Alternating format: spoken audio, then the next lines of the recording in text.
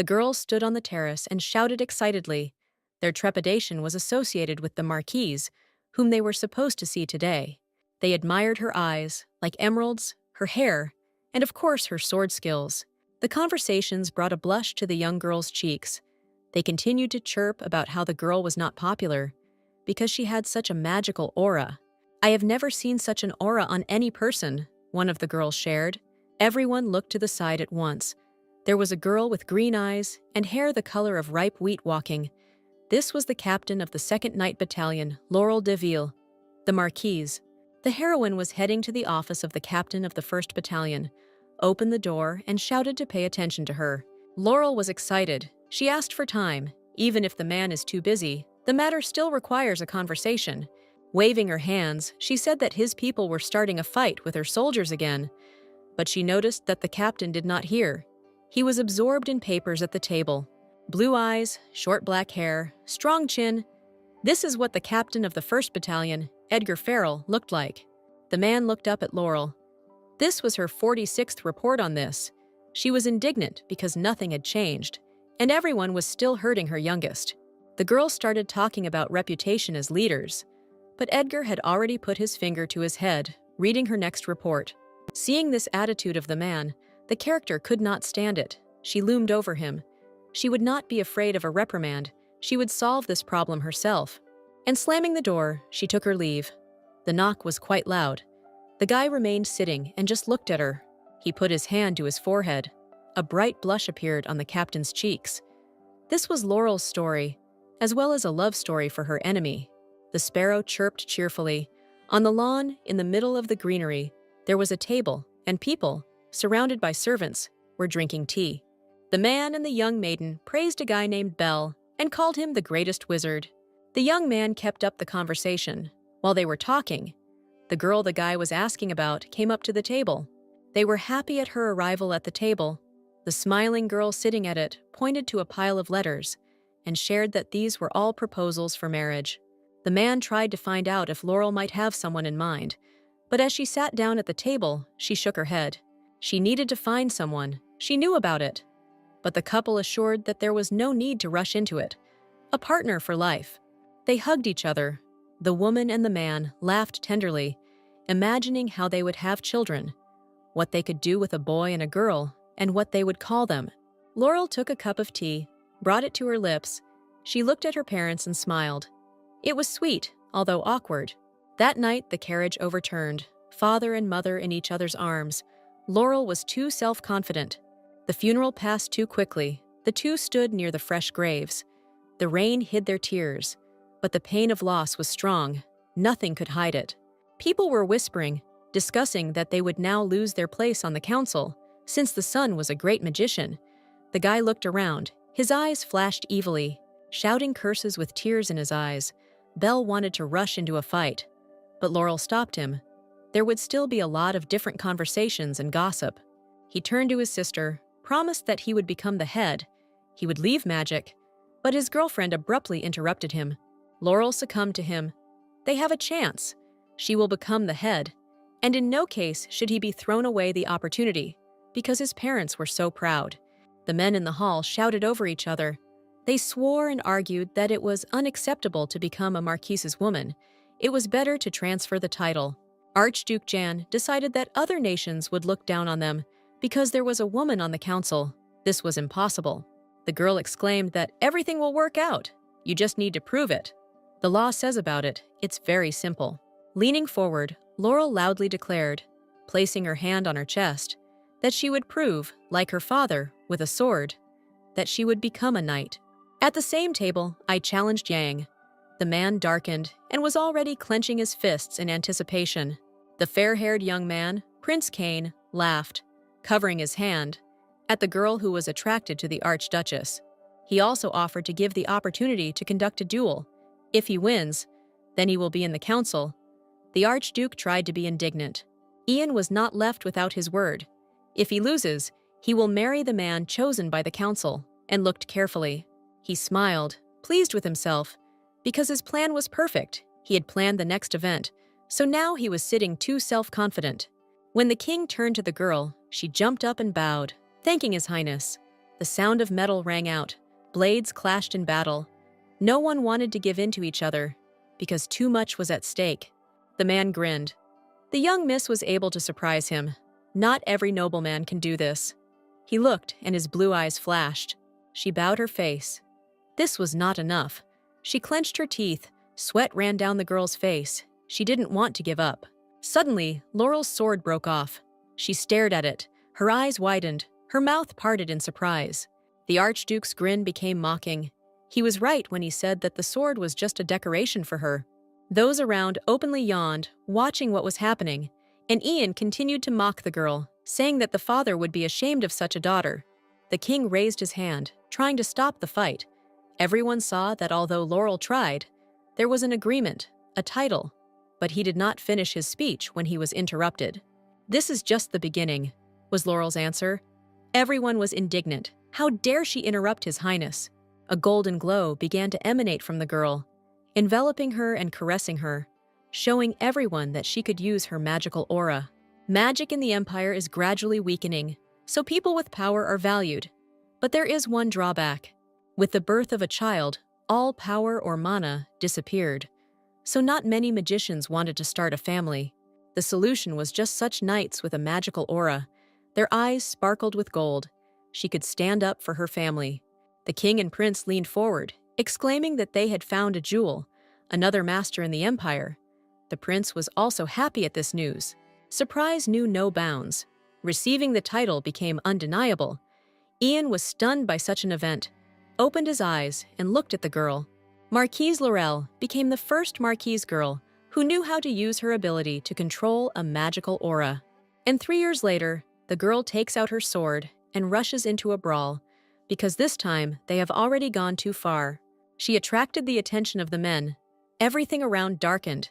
They trembled with fear and formed a tunnel through which Laurel was heading.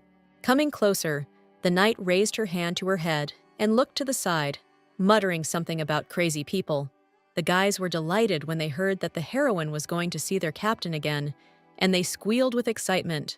She grinned, clasped her fists together, knew that their discipline was bad, so she would teach them a lesson personally. Through a magical communicator, the soldiers of the second night contacted him when he was calmly drinking tea with the prince. But now he looked up from this activity and was now reprimanding the men.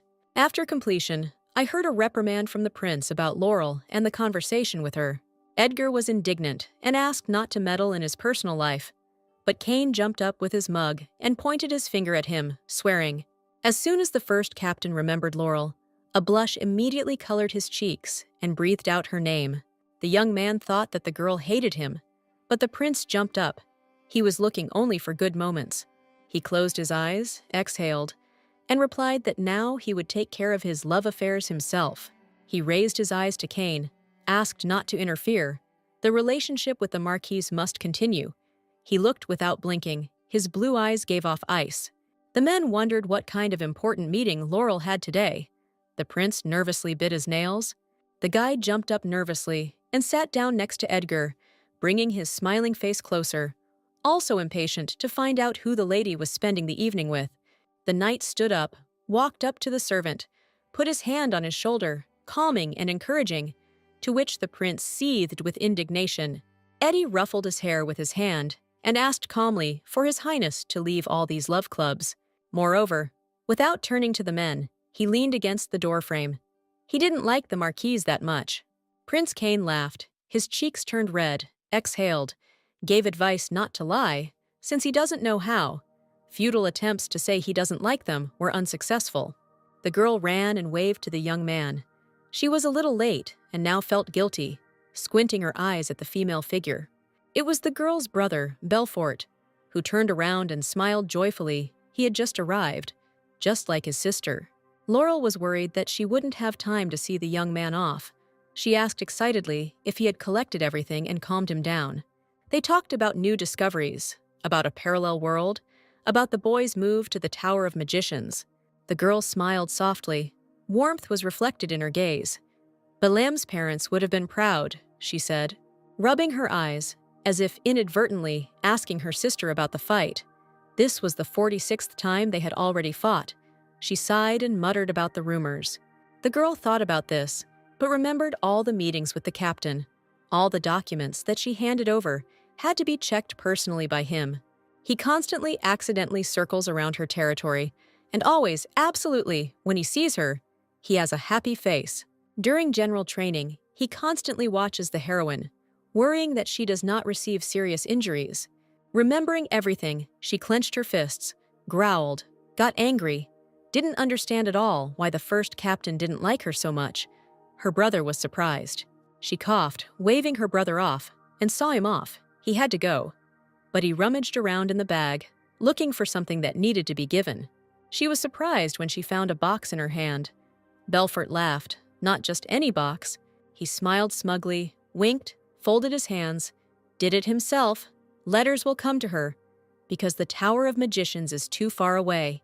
While the confused Laurel looked at the box and turned it over in her hands, the guy did not shut up, talked about its properties, called it a negotiation box, put a note, and it was immediately in his hands. She lovingly stroked the gifted item. It was the best thing her brother created, and she told the guy about it. They were interrupted. The prince's servant came up and said that Edgar was waiting for Laurel in his office. The girl was indignant, scolding this obnoxious man. The brother and sister hugged.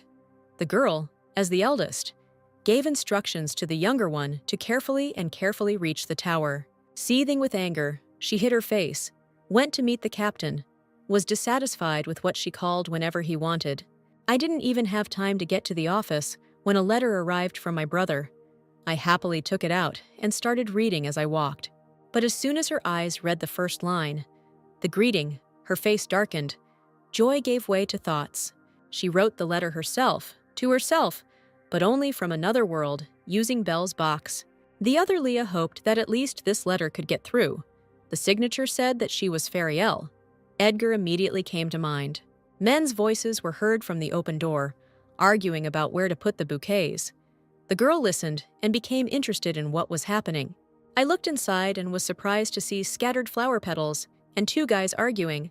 The man turned around, stared in surprise at the captain. Laurel muttered his name.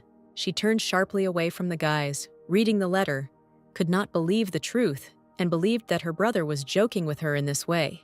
She screamed loudly and grabbed her head. But it was her handwriting. The men were scared from the scream. They were worried. Edgar began to talk about the strangeness of the marquise, turned around, gritted her teeth, could not fall in love with such a person, and growled. She screamed, opening the doors. What it was. Let him bother to explain to her everything that was happening here. He closed his eyes, raised his hand to his head, and muttered that he shouldn't pay attention, at which Laurel became even more agitated. Having become gloomy, she turned to the guy. She didn't have much free time. Once again, she didn't want to be disturbed quietly, but she answered firmly. She turned around and tried not to think about the note. She didn't care about the captain's personal affairs. She raised her head, already in front of the door, gave advice to the guy that it was better to prepare the confession yourself, and smiled. The man breathed her name. The others surfaced, whispering about how the mission had failed. He turned to his subordinates, glooming before his eyes, dissatisfied with the fact that they showed self-will. The prince recoiled from him, screamed, covered himself with his hand. There is no need to draw hasty conclusions. The assistants behind him also howled. Kane admitted that he had decided to have a dinner party, blushed, and leaned over, boasting about his idea. Suddenly, the prince screamed, swearing. Why Edgar needed such an impudent woman, he didn't understand. The captain of the 1st Battalion admitted that there was no specific thing about the girl. He just liked all of her. The prince chuckled stupidly, learning that Eddie had fallen head over heels in love. Realizing that he had said too much, he became embarrassed, put his hand to his lips, closed his eyes. His cheeks showed heat, and decisively changed the subject. Laurel sat in the room, without taking her eyes off the box that her brother gave her for letters. I received a new letter from myself, which said that this was not all a mockery. However, I wrote, talking about parallel worlds. The girl was holding a letter in her hands, covering her mouth with her hand. Her eyes ran over the lines. 5 years, such a difference between their worlds. She also told a secret phrase that only Laurel knew to prove that she was from another world. She raised her eyes, became gloomy, and decided to talk to her brother, to definitely discuss everything on his next visit. After all, Belle is the best magician, a magnificent one, sat down to write a reply letter, and dipped her pen in ink. She asked the question that tormented her as soon as she saw the name, about Edgar, and put it in the box. A sound was heard, and the letter was sent. The response note did not take long to arrive. It was already written about happiness with him. It was also interesting to find out about Eddie in the captain's world. The girl grimaced. Sweat ran down her face when the conversation turned to the guy's favorite dish. She wrinkled her nose as the lady from the letter called him her favorite. But Laurel was surprised by other lines. It also said, tire. And the question of how she managed to become a marquise, she raised her hand to her lips and thought. Her father was seriously injured in that attack on the carriage. She asked about her father. What happened to him? Because he simply resigned. She covered her mouth in fear. They had suffered from criminals. Now this phrase was beating in her head. She thought that they had suffered by accident. She jumped up, dropped the chair, spilled the inkwell on the floor, and the ink stained the letter. She asked Laurel to find and punish them for her too. The girl was sitting on the bed. A maid approached her and asked her to close her eyes. The woman put a cold bag to her eyes. The mistress tried to brush her off, saying that she didn't cry. She just rubbed it. She took the ice, thanked the nanny, and assured her that everything was fine. Everything was normal, and nothing had happened. I remembered that there was a brother there in a parallel world, and he was actively being prepared to become a marquise, so the girl was able to get married. In that world, Mom and Dad are still alive. She has a brother, happiness is in the air, but here they are dead. She thought about it, removed the bag, and looked at it. An investigation in their world revealed an accident that happened to her parents. It's true that Laurel also didn't know anything when the nanny tried to take the ice and asked her to leave it. She will start from the very beginning.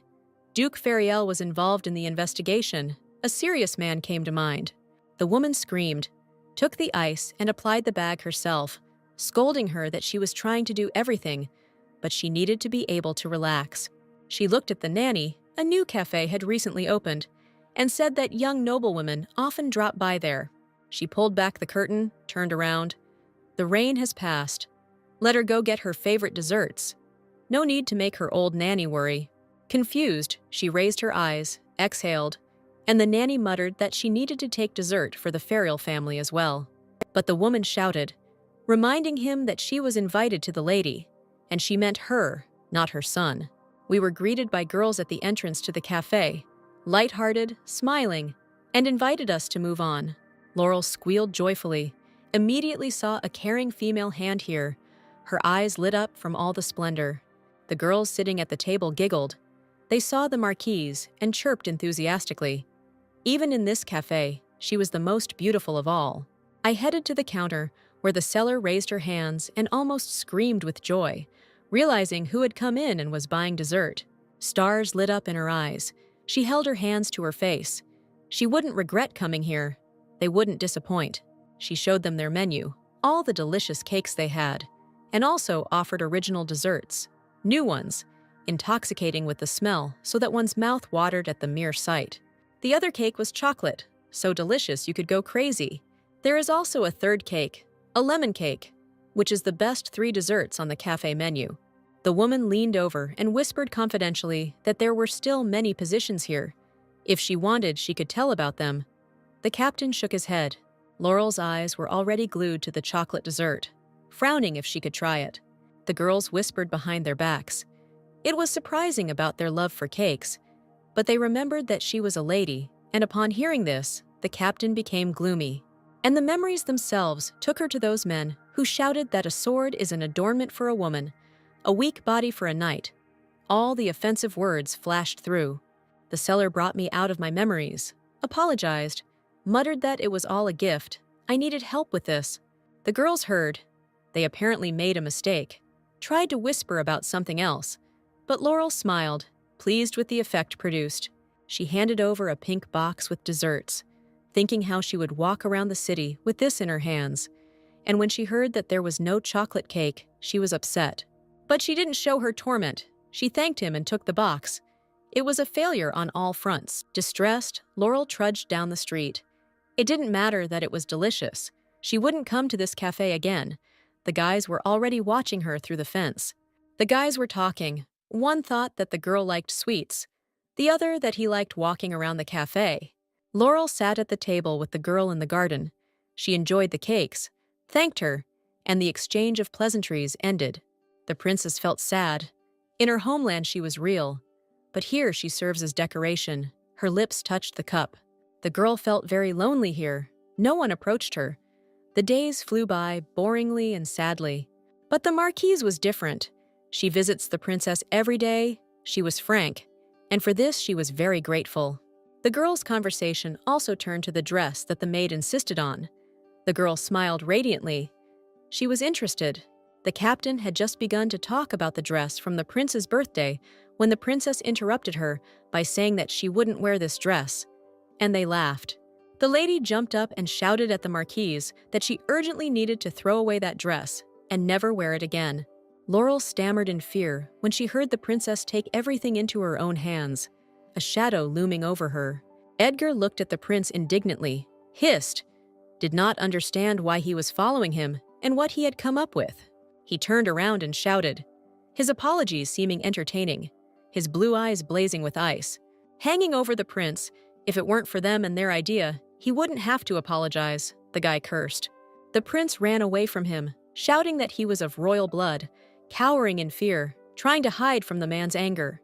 Edgar was left alone, watching as Cain and his servants quickly ran away. Be careful, you might fall, you thought. He walked, looking around, looking for Captain Laurel, turning his head in different directions. She wasn't in the office, so I went outside, saw a girl in a dress ahead of me, and thought that she was a princess, which meant the marquise was somewhere nearby. Making a bow, he turned to Michelle. Because he considered her a princess, the lady did not turn around, she froze. But when he turned around, both the man and the woman looked surprised. She stood in front of him in a beautiful dress. They stared at each other, silence reigned. Edgar tried to understand what he was seeing in front of him, whether it was the captain. She leaned over, her cheeks turned red, and began stuttering to say that Michelle had given this dress for going to tea. She pointed to the dress. It was all because of his mother, she screamed, got angry, and began to press on the guy. He began to apologize. Eddie touched her cheek with his hand. Laurel raised her eyes to him. This gesture was too intimate. She blushed, threw his hand off her cheek, flared up. How dare he touch her face so casually, and was indignant. The man was confused. He could not say anything. He could not say anything. Seeing the anger, he still considered the girl beautiful. The prince slowly approached them and admired Laurel's dress. It fit perfectly. His Majesty examined the couple carefully. Blue eyes, short blonde hair, and a soft smile. The man leaned towards the girl, touched a strand of her hair. Edgar's eyes widened at such a picture. The prince was interested in what they forgot here. The man couldn't stand this. He tried to get into the conversation, but Laurel beat him to it and threw off his hand, saying not to worry about anything. The girl angrily remarked that she fulfilled her duties, regardless of her clothes, and would protect Michelle in any way. Besides, she handed in her work. Now she has free time. Eddie opened his mouth in surprise, listening to the speech addressed to His Highness. Prince Cain approached.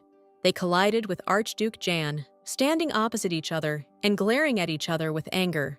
The man turned to the couple, sent them to finish the reception, let the captain take the girl to her mother. They still go to the same place. They tried to argue with the prince, but he shook his finger and laughed, saying that this was an order, especially since it would not be so effective. He whispered that he could go to the cafe because Laurel liked it, and waved his hand right there, sending the kids on their way. He finally sent this couple out. The prince, from the excess of his feelings, could not stand still. Every now and then, he jumped and waved his handkerchief. The Archduke made a remark that you should behave according to your status. The guy was indignant and pouted. The young man became serious, put his hand on Ian's shoulder, and admitted that he was restraining himself only because of nostalgia for the past. He warned that this line should not be crossed, stood opposite him, and leaned slightly towards the Archduke. In the carriage, the young people sat with their backs turned, each thinking about his own. It was not at all joyful to be in this position. Gritting their teeth, they sat next to each other, their knees touching. The girl thought about how narrow the carriage was. the guy about his knees that were too close. Without turning around, he said stutteringly that it was inconvenient. He understood everything, but he had to be patient a little. They would arrive soon. She nodded in agreement. He leaned forward a little, blushed, and began to quietly apologize to the captain of the 2nd Battalion. I apologized for everything that had happened in recent days. I was worried, and decided to explain everything to the girl. He sharply raised his head and looked. His blue eyes flashed. He respects her, it sounded from Edgar. Laurel remembered that she wrote to herself from a parallel world that her beloved was so caring, always worried about her, and worried about her comfort. She opened her mouth slightly, stared at the guy. All the words from the letter were spinning in the girl's head. Lost in her thoughts, she did not immediately hear what Eddie continued to say about how he also admired the captain. The man remembered that time, 3 years ago, when he introduced the captain of the 2nd Battalion to his people, the lady standing modestly behind him. From now on, Edgar proclaimed, the girl will dominate the Red Wolves. The men began to sniffle indignantly, dissatisfied with the fact that they had put the woman in charge. Whispers and mockery could be heard. The guy tried to say that he needed to watch, but Laurel interrupted. She just needed 1 minute. Everything seemed to go dark as the captain took a step towards the soldiers, drawing his sword as he walked. With a slight smile, she invited the young men to check who was weak here. She wanted to arrange a duel. She was determined. The sword flew up, landed on the shoulder of the frightened man. There was a scream and wide eyes. The girl showed her strength. She turned around, gave Edgar a smile, lowered her sword. She didn't mind if everyone attacked at the same time. And after that, Sir Eddie respects him. She couldn't believe it. Then she turned around and looked carefully at the man who was laughing at her from the very beginning. In the carriage, she grabbed her mouth, tried to restrain herself. She wouldn't allow herself to be deceived. She didn't want to believe the words. She turned her face to the guy, asked him what he had just said, smiled, and confirmed with a nod. She waved her hands. Everything was fine. Tried to justify herself, smiled, and became embarrassed. He laughed, closed his eyes, raised his hand to his face. Its flickering and embarrassment made the man touch. Green eyes opened. You couldn't take your eyes off such a face. Laurel didn't know that Edgar could have such a sweet face. The girl gave in to the guy, frightening him with her pressure, and screamed that she would now ask him about something important. She put her hand to her chest and asked for documents that were in the investigation of the attack on her parents. He looked distantly at Laurel. She continued to ask, did not question his methods and methods of operation, but it was important to look and see for yourself. I honestly admitted that I tried to avoid this topic for a long time. I became sad, but now it's time to find out. She bowed her head, turned to the man, asked for forgiveness for her emotions. Edgar was silent. He put his hand on the girl's trembling hand. He realized that he actually wanted Laurel to find out the details of the incident. His eyes radiated warmth when he looked at her. There was no need to apologize. He smiled without taking his eyes off. They looked at each other. Edgar was pleased with himself. Laurel frowned, looked from under her forehead. She was confused by something. She just didn't understand. When they entered the house, on the stairs, the mistress of the house was very sorry, but they would have to cancel their meeting today. The heroine laughed loudly, announced that she had brought sweets and would leave them, and assured that there was nothing wrong. Eddie also smiled, thanked him for accompanying him. The guy suggested discussing the issue about his parents tomorrow. Anna went down the stairs. She was ashamed of the situation. She asked her son to join her again. She turned her head and called Lloyd. Edgar screamed indignantly. He did not expect such a turn. A guy came out to them, smiled and winked at everyone in the hall. A cheerful fellow could be described in one word. The girl realized that this was an attempt at matchmaking. She was now just at the age when they were looking for a husband. With his mouth open, Edgar watched as Lloyd extended his hand to the girl, sweat running down his cheeks in indignation. The lady leaned over and thanked Anna. She was sure that this woman's second son was a good young man, and she was just about to accept Lloyd's hand when the guy who had been standing next to her all this time and was silent grabbed her wrist. Edgar grabbed the hand, pulled Laurel towards him, apologized to everyone. But that wouldn't do, he answered. This action surprised everyone. The heroine stared at the young man in shock. Her hand lay in the man's hand. He leaned over, whispered, asked if he could join her today. and fell silent in anticipation. He immediately realized what he had done out of emotion, removed his hands from the girl, waved them, tried to rehabilitate himself, and offered to look at the papers on her question. While Lloyd and Anna were unhappy with this interference, Laurel immediately jumped at the opportunity. And in this hall, standing and looking at each other, the girl realized that from the very beginning, Edgar had not laughed at her. She was embarrassed, blushed, turned away. Now she believed in his admiration and smiled. She raised her hands. It's still not clear why she did this. Laurel was angry. Eddie turned to his mother, apologized, and bowed. And although his mother was gloomy, Lloyd exhaled and laughed. He wanted to honestly admit that he was relieved. He touched his forehead. In general, he felt ashamed in front of his bride. Anna pointed at the guy, calling for silence. She threatened with her finger, leaned towards the man, hoping that it was just work and nothing more. The girl bowed. Until the next meeting, said the words of farewell. Her eyes were lowered. The guy was nearby. They turned away and headed for the exit. Laurel shared her plans. The widow looked at this couple, understanding everything. Anna raised her hand to her lips, fixed her gaze on the guys, and chuckled, as if confirming something. Laurel leaned over and closed her eyes.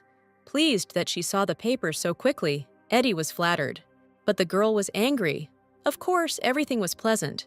But for some reason, it was in the cafe. That very thing, they came to look at the papers. The eyes of the young ladies were turned to them. Edgar showed only the most important documents. But if she needs more, just let her say it. Feeling the eyes of those present on her, she covered her mouth with her palm and quietly asked why they came to this cafe. Laurel did not feel comfortable. He remembered the prince, but replied that someone had recommended this place, closed his eyes, pleased with himself, and a drop of sweat rolled down the marquise's temple. She coughed into her fist, closed her eyes. Not everyone would correctly understand their presence. Behind there was a cooing couple. She leaned over again and whispered that the situation was too oppressive. The young man did not understand what she was getting at. They were interrupted by a smiling waiter who clarified the order. Laurel turned red as a lobster. Seeing this, the guy asked for another minute. I started to find out if they weren't comfortable, they could go to another place. I was embarrassed. Immediately exclaimed that it wasn't worth it and began to choose dessert, embarrassed. The waiter chattered like a magpie, again listed what desserts were available in their cafe, and covered herself with a sheet of menu from the captain's eyes. Red to the tips of her ears, Laurel squeaked for Sir Edgar to choose and closed her eyes. The man himself was confused by this choice, asked for the last option, but when he heard the name, he changed his mind. The previous one, he settled on it. Everyone at the table began to blush. The girl was already starting to find it funny to watch the guy. Cleared his throat, chose the chocolate stalker. I didn't think that choosing dessert was so difficult. The girl laughed, covering her mouth with her palm. It turns out that the captain is a chocolate lover. Eddie blushed, but didn't see anything strange in it. That day, we laughed a lot. Ate desserts. When the sun was setting, the couple was still in the cafe, sitting behind papers. After painstakingly studying the papers, the captain noticed a discrepancy. The horse that was pulling the carriage was black with white fur over all its hooves. She asked Edgar. He confirmed it, because he himself saw it with his own eyes. A dead horse with such legs. She was surprised. Her eyes widened. This couldn't be happening. Sweat ran down her temple. Their horse had white fur only above 3 hooves. The girl was sure of this, because it was this horse that her parents adored, and the realization of the murder of people close to her immediately penetrated inside. I wanted to ask to start this old investigation again, but I didn't know whether the young man would agree. She raised her eyes and remained indecisive. Before she could make a sound, Edgar interrupted the girl, running his eyes over the document. He apologized for the quality of his work and admitted the mistake. While the girl continued to doubt, the captain put his hand to his chest and asked permission to correct his mistake. Laurel screamed. Her cheeks turned red. It was she who had to ask for a favor. She drawled in confusion. She raised her shining eyes to the man. Gratitude shone in her eyes. She could not believe in her success. The young man gently corrected. He was thanking for another chance. His face haunted the lady all day today. Although he seemed like a stranger, I felt that the man was so close to me. I listened to him tell me what he would do first in this matter again. She remembered where she saw such a look, in her parents. Her father always looked at her mother like that. Unexpectedly, she asked the guy a question about his reputation and the newly opened case. He met her gaze directly and replied that he would suffer. The girl was trying to find out something for herself, so she asked directly whether the young man was doing this only out of respect for her. Head bowed over the table, shoulders tense. Not only was the answer heard, Laurel's eyes widened. Edgar admitted that he would receive a reprimand for the reopened case, and it would also be difficult to assemble a group. But despite all this, he was ready.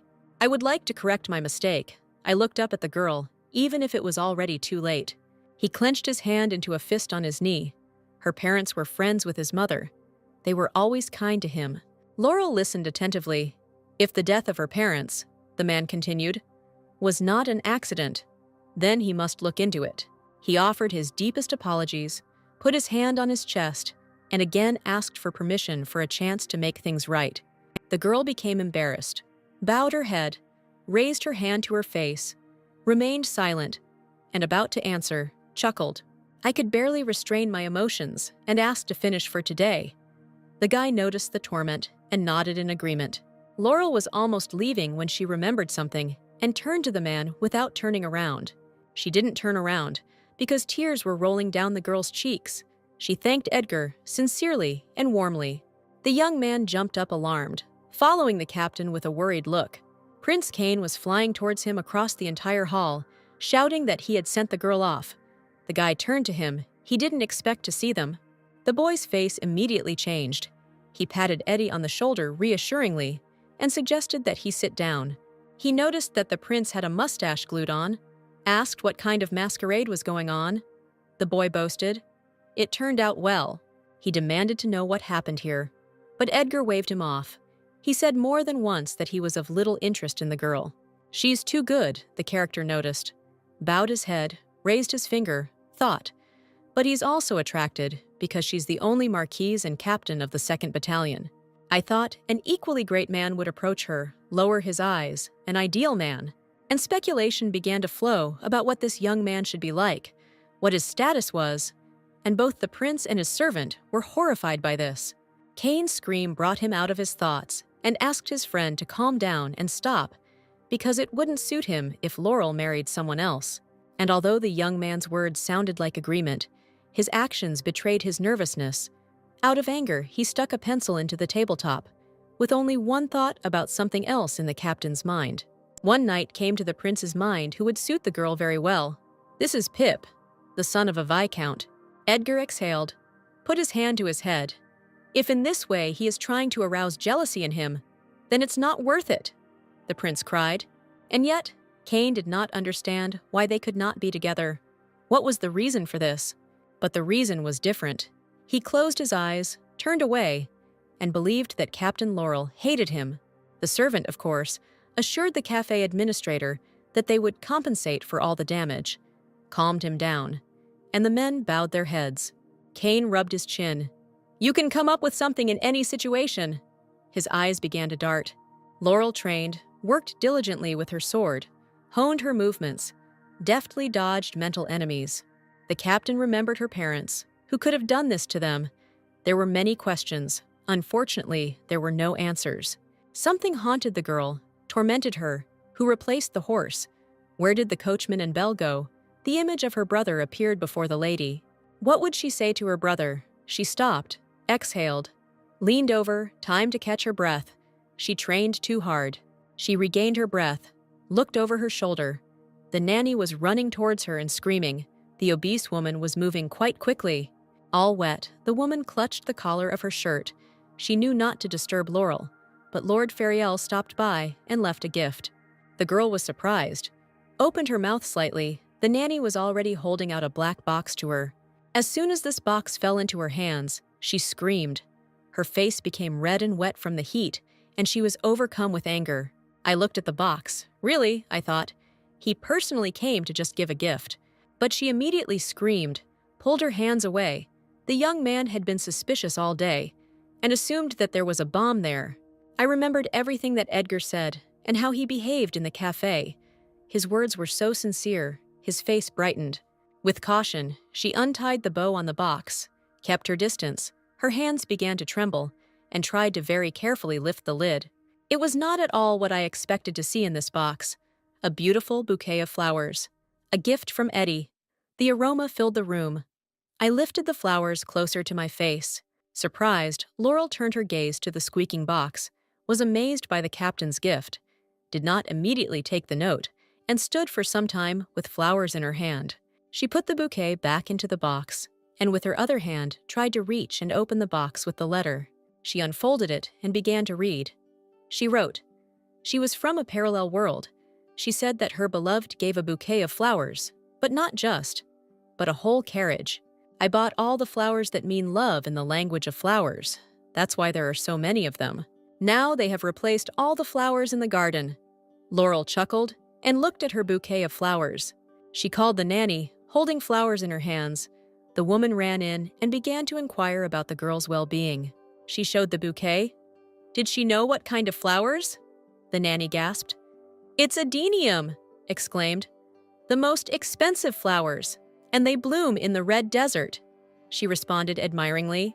She pressed her carefully to herself, was surprised when she found out that in the language of flowers, these flowers meant consolation.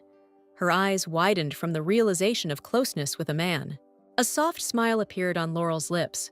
She looked again at the flowers. The man's concern was pleasant. In the office of the captain of the 1st Battalion, the men sat and reread documents, double-checked everything.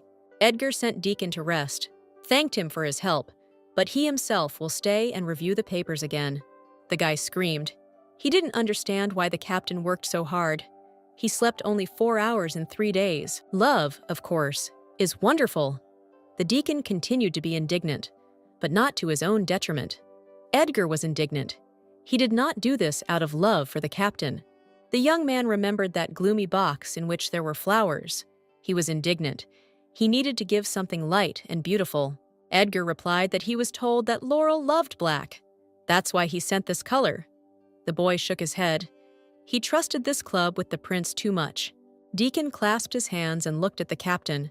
He didn't understand why he couldn't say his feelings directly, but he reminded that there are few women who rule their family. The boy was surprised and cried out. Eddie continued, "Captain Laurel tries very hard, makes great efforts, but no one appreciates her work, so her burden is heavier than anyone." The man admitted that he could not ask her to give up everything and become a duchess. His hand on the paper clenched into a fist, crushing it. His eyes showed pain. He raised his hand to his face, "Because this is the attitude she deserves," and he said without hiding his respect. He closed his eyes, asked for forgiveness. The deacon, he understood everything. They were interrupted by a knock on the door. The knock was repeated. Laurel looked in the door and asked the captain if he was free, not realizing at all that the men had just discussed the lady. She came closer, the guys greeted her. They were interested in the matter with the horse, the autopsy today. The girl stopped short, saw Edgar's gloomy face, and began to babble if he was busy. Then maybe she could go alone. The captain jumped up. They went together. Laurel turned pale. She did not expect such agility from the man. And then the girl rushed to Edgar as he began to collapse from fatigue, clasped her hands and rushed towards him. The man fell straight into Laurel's arms, wrapped her arms around him, pressed her whole body against him, holding him. She squinted her eyes at the guy, worried about him. There was concern in her eyes, whether everything was okay with him. Edgar turned red, sweat poured out, and Edgar couldn't say a word. This was also unusual for him. He turned away from her. His face was red. He was embarrassed. Everything was fine with him. He spoke hastily. He assured her that everything was absolutely fine. The girl argued, "It's clear that he's not feeling well, so he can go alone." The deacon remained silent, only giggling, watching the couple. And while the guy was happy for them that progress was visible, a guy burst into the office screaming and fell. It was the same son of the Viscount, Pip. He jumped up to the girl, fell to his knee, and took her hand, stars sparkling with joy in his eyes. Edgar's face changed when he saw the girl's hand in the man's, and raised his eyebrows in surprise. The two continued the conversation, smiling sweetly at each other, but the captain was burning with rage, his dark face betraying dissatisfaction. Pip presented her with chocolate cake and hot tea. Laurel was surprised, raised her hand to her mouth. Edgar was indignant. While his face changed color from dark to pale, the boy took advantage of the situation. Later, they headed along the path to the horses. The girl did not expect Pip to bring her a cake. She shared it with the man. Edgar was gloomy, and Laurel did not stop chirping and praised the boy. Apparently, he was apologizing for arguing with the soldiers in this way. The man who accompanied them to the horse explained that he hesitated for a long time what to do. But since the gentleman loved this horse, they decided to do everything in the best possible way. Edgar noticed that the girl's cheerful mood had disappeared. He offered to check it himself. He looked worried, but refused help. She wanted to do it herself. As soon as the escort approached the digging guys, his face changed. Something was wrong. Laurel walked closer as the men shouted at each other in confusion. She looked down. Eddie looked surprised too. They were sure of it. They were burying the horse here, Lord, and the guy looked over his shoulder. But in the grave, there were definitely not the remains of a horse. This was confirmed by the heroine. She saw a chimera, since her brother studied magic. Tears streamed down her cheeks. They were definitely killed. Now the girl is sure of this, because this is not her parents' horse. Laurel clenched her hand into a fist. Edgar watched her, concern reflected in his gaze. He wanted to touch his hand, but hesitated. He didn't take the risk. Instead, he held out a handkerchief, asked to take it, turned around. Her wet face from tears looked at the outstretched hand. The man asked to trust him. He would become her sword. He spoke decisively, fully aware of his words. A man in a red suit was reading a book while sitting, and looked down to see white mice running around. I asked someone how long they would be in this outback. I already wanted to leave quickly. The man raised his eyes, smiled. There was no way to please. What he didn't like this time, Ignis clarified. The young man tried. He ran up, if the girl needed something, just to say he would do everything. He looked ingratiatingly. He looked at the lady with a loving gaze, exhaled, put his hand to his cheek, and would kill anyone for her sake. She pressed her to her knees, stroked the man's head. They waited for the old man for a long time. The guy clung to her contentedly. They can leave if they just want to. Madness flashed in the guy's eyes. They can get rid of people right now. The chimera is ready and waiting for an order. A smile appeared on the girl's lips, as if she knew that the fun would soon begin. A bird sat on her hand and grabbed it with its claws. A slender girl with red hair stood up, raised her hands, straightened her hood. The smile on her face did not leave. There will be a lot of interesting things ahead. It's time to destroy them. Back in the office, Laurel and Edgar are again leafing through and looking through the papers, lost in their thoughts. The girl read carefully and did not pay attention to the guy. He only did what he admired, so the question took him by surprise. She handed over the documents. They also need to be checked. The young people's fingers touched. From this closeness, a trembling struck. Edgar threw up his hands and scattered all the papers, making Laurel frightened by his actions. He sat back down. The man's face turned red, covered his mouth with his hand, and worriedly asked about his well-being. She touched his shoulder with her hand. Edgar blushed even more, and the girl was worried about him. She thought something was hurting him. Laurel jumped up. She would call the doctor. The man stopped her, raised a glass of water to his mouth, and cleared his throat. She exhaled, sat back down, and returned to the documents, not noticing Eddie's thoughtful look. They reviewed everything. Everything was ready. She looked up and hoped that the meeting regarding the reinvestigation would go smoothly. The meeting was exciting. The case was closed 3 years ago. People reminded the king. They did not understand why it was worth raising everything again. Laurel tried to explain that they were forming a team and would check again. There was a reason for this. Bowing her head, she asked to think of her not as a knight, but as a suffering resident. Ian couldn't remain silent, so he spoke offensive words for the girl, saying that she was taking advantage of her position, so she was asking to open a case. The men argued again. Considering it a privilege, they would be blamed if they raised everything again, and His Highness assured him of this. Sweat ran down Laurel's face. She couldn't raise her head. Anger overwhelmed her. She urgently needed to come up with something. I heard Edgar speak, squinted at him. He was talking about the girl's father, and that everyone received help from him at least once. He reminded those present that the man was always the first to go into battle and open his warehouses. Many people still come to his grave to this day. Despite the time of year, flowers were always there. The young man did not think that the people would be against the opening of the case of this great man. No one would condemn him. The man bowed his head. Even if this discredits him as initially responsible for the closure, he would like to reopen the case. Edgar asked His Majesty. Laurel looked at the guy in shock, as if she had seen him for the first time. The old king clarified that he would indeed take responsibility for his words from the guy, who nodded.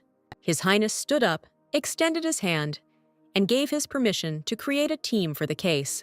The girl's late father was dear to her, and the king, whoever objects to this decision means against him himself, raised her shining eyes and sincerely thanked him. A satisfied prince was moving along the corridor. The captains were walking slightly behind him.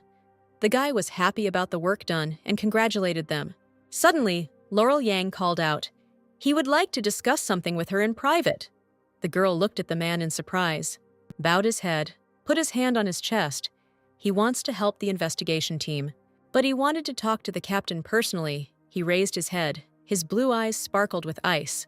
He admitted that Sir Edgar's words made an impression on him and gave him food for thought. He put his hand on her shoulder and understands that it has been difficult for her since the death of her parents. He leaned too close and apologized heartfeltly for adding fuel to the fire. Laurel removed his hand, smiling. No need to touch. Understands him, but no need to touch her. Ian laughed, removed his hand, narrowed his eyes, agreed with the girl, but stood his ground. He still wanted to help her team. Since Belle left to study, they do not have a magician. The girl raised her shining eyes, listened attentively, nodded, agreeing that without a magician, the work would be difficult. That's what they decided.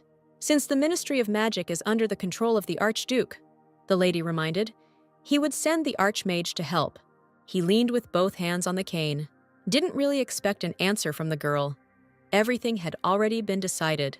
She whispered hesitant agreement. As he left, throwing over his shoulder that he would see him soon, Laurel bowed goodbye and thanked his lordship.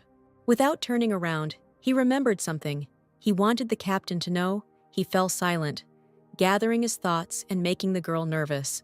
He squinted his eyes, quietly but audibly, said that he also respected Laurel's late father.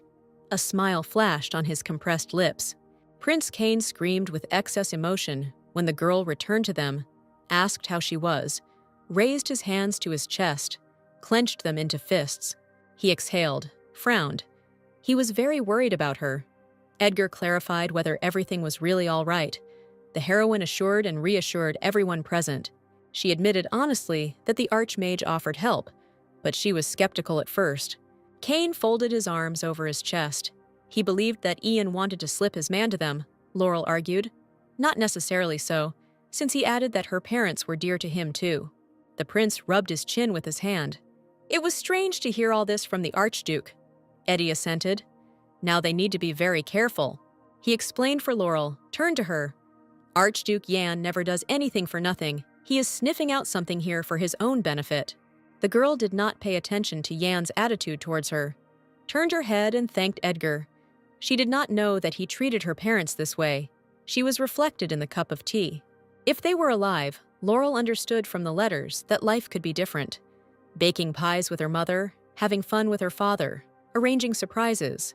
She remembered all this, and tears streamed from her eyes, thanked her, and knew for sure that they would be very happy. The men froze. They were surprised by such a reaction from the captain. They could not move or speak. They watched and waited. She covered herself with her hand, hiding her tears, apologized. The prince waved his hand. He didn't see anything strange in this. Let him not pay attention to them. Edgar did not say anything, but touched her shoulder with his hand, hiding his eyes. Did not look at the girl, looked in surprise, amazed at such a movement. Concern not typical of him. He lowered his head and said soothingly, if her parents had known that they would have such an amazing daughter, they would have been proud of it and happy. I noticed the guy's condition. His body was shaking. Beads of sweat appeared on his forehead. He was even worse than she was. Laurel laughed through her tears, raised her hand to her mouth. She didn't think that the captain was such a good one, she joked. and the situation immediately became better. She laughed louder, thought he was arrogant, that he was like a wallflower, closed her eyes, couldn't stop laughing. The guy turned pale. I waved her away, closed my eyes. There was a misunderstanding. No apology was needed. My cheeks turned red. She laughed it off, got up. She had to go. She had things to do. The men said goodbye to her and hurried to leave. The prince smiled, brought his face closer to Eddie. Everything seemed to go well, nodded and agreed. She closed the door, leaned her forehead against it, exhaled, thought she was going crazy, and knocked lightly on the door with her forehead. Sweat ran down her red face. She didn't understand why the young man's face looked so attractive at that moment. She was definitely going crazy. Several guys and 2 women who were here will again begin to investigate the murder of the Marquis and his wife. Edgar introduced the magician from the ministry. You need to be polite with her. The girl with short purple hair bowed her head. The girl's name was Katie, the head of the Ministry of Magic. A deep voice replied that it was an honor for her to participate in the investigation. The guys from the 1st Battalion and the 2nd Battalion shouted over each other and admitted how glad they were for her. Edgar shouted, calling Sir Pip to rest, himself horrified by the behavior of the men. Laurel didn't think long. She hit a guy from her battalion. He immediately became quiet, and those present at the table looked surprised. The boy fell to the floor from the blow. The heroine turned around, looked at the people, apologized. She taught them a lesson. Katie closed her eyes. She was honest. She was enjoying this lively atmosphere. Apologies were not appropriate. Edgar explained that the girl was the sister of Her Highness Michelle. The guys screamed. They recognized the smile, which is why it caused a stir. They showed her the thumbs up. The girl was admired. To become the head of the Ministry of Magic, having arrived in an unfamiliar country. Of course, Katie was flattered by this, but she didn't show it. Immediately switched the topic to the investigation and busily clarified what was wrong with him. Examining the documents, the magician came to the conclusion that the residual traces on the chimera would help find its owner. There was one problem, that the body was old. Mana would be more difficult to get, the Archmage thought, and raised her hand to her lips. Finally, she said that it would take 3 months. Edgar became sad. In fact, he was counting on less. But that means he needs to spend these months usefully. The guys reasoned, rubbed their chins. 3 years ago, the captain studied everything. The coachman was killed somewhere in the wilderness without witnesses. It is still necessary to double-check everything again. Edgar gave the order, and there was already a volunteer who wanted to do this. Laurel volunteered for this case. She has a source, but she will tell about this later, whether they will trust her. She waited for an answer, raising her eyes. The girl was sitting in her room at the table. Next to her was that same box, and letters from her to another were scattered on the table. The pen skimmed over the paper, asking how the girl was doing. Today, she wanted to tell you something. Laurel grabbed her head. Tears were coming. She wanted to write in the very first letter, but she couldn't bring herself to do it. She decisively wrote about the accident when her parents could not escape, told everything, did not keep it to herself. I was grateful that I felt my parents alive again from the letters. I could not disturb this fleeting feeling, because I knew that it would be difficult to share with the girl afterwards.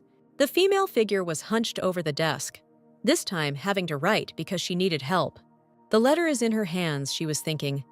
They opened an investigation, and they don't have enough evidence, so she asks her to tell about the criminal. Minutes of waiting passed. She folded her arms across her chest.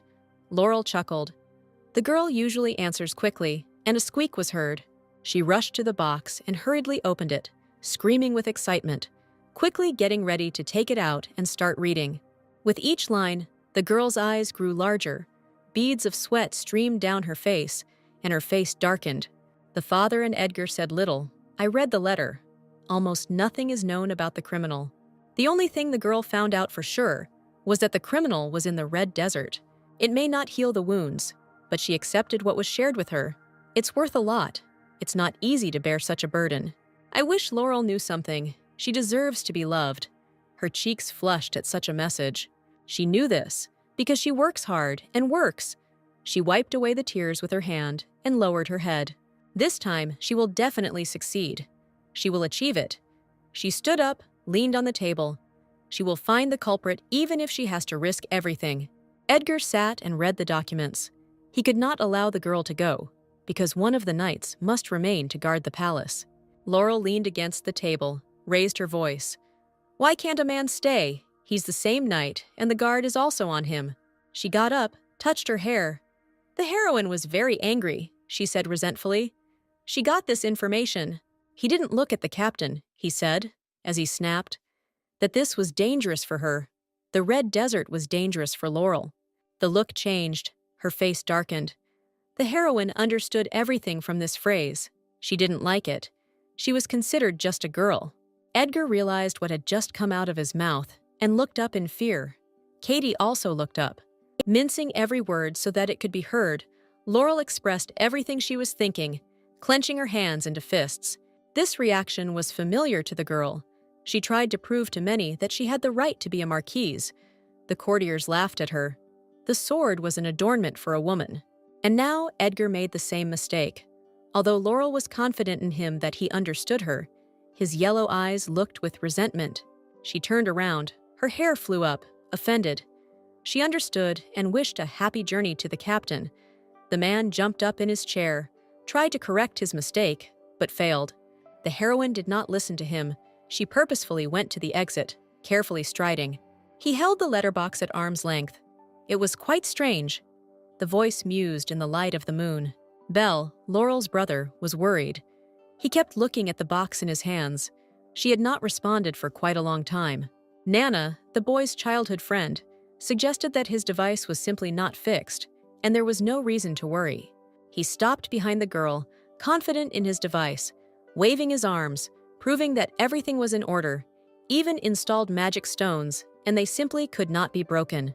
"Then she's busy with the affairs of the knights," Nana responded, squinting her eyes to the side when she noticed that her friend was leaning towards her.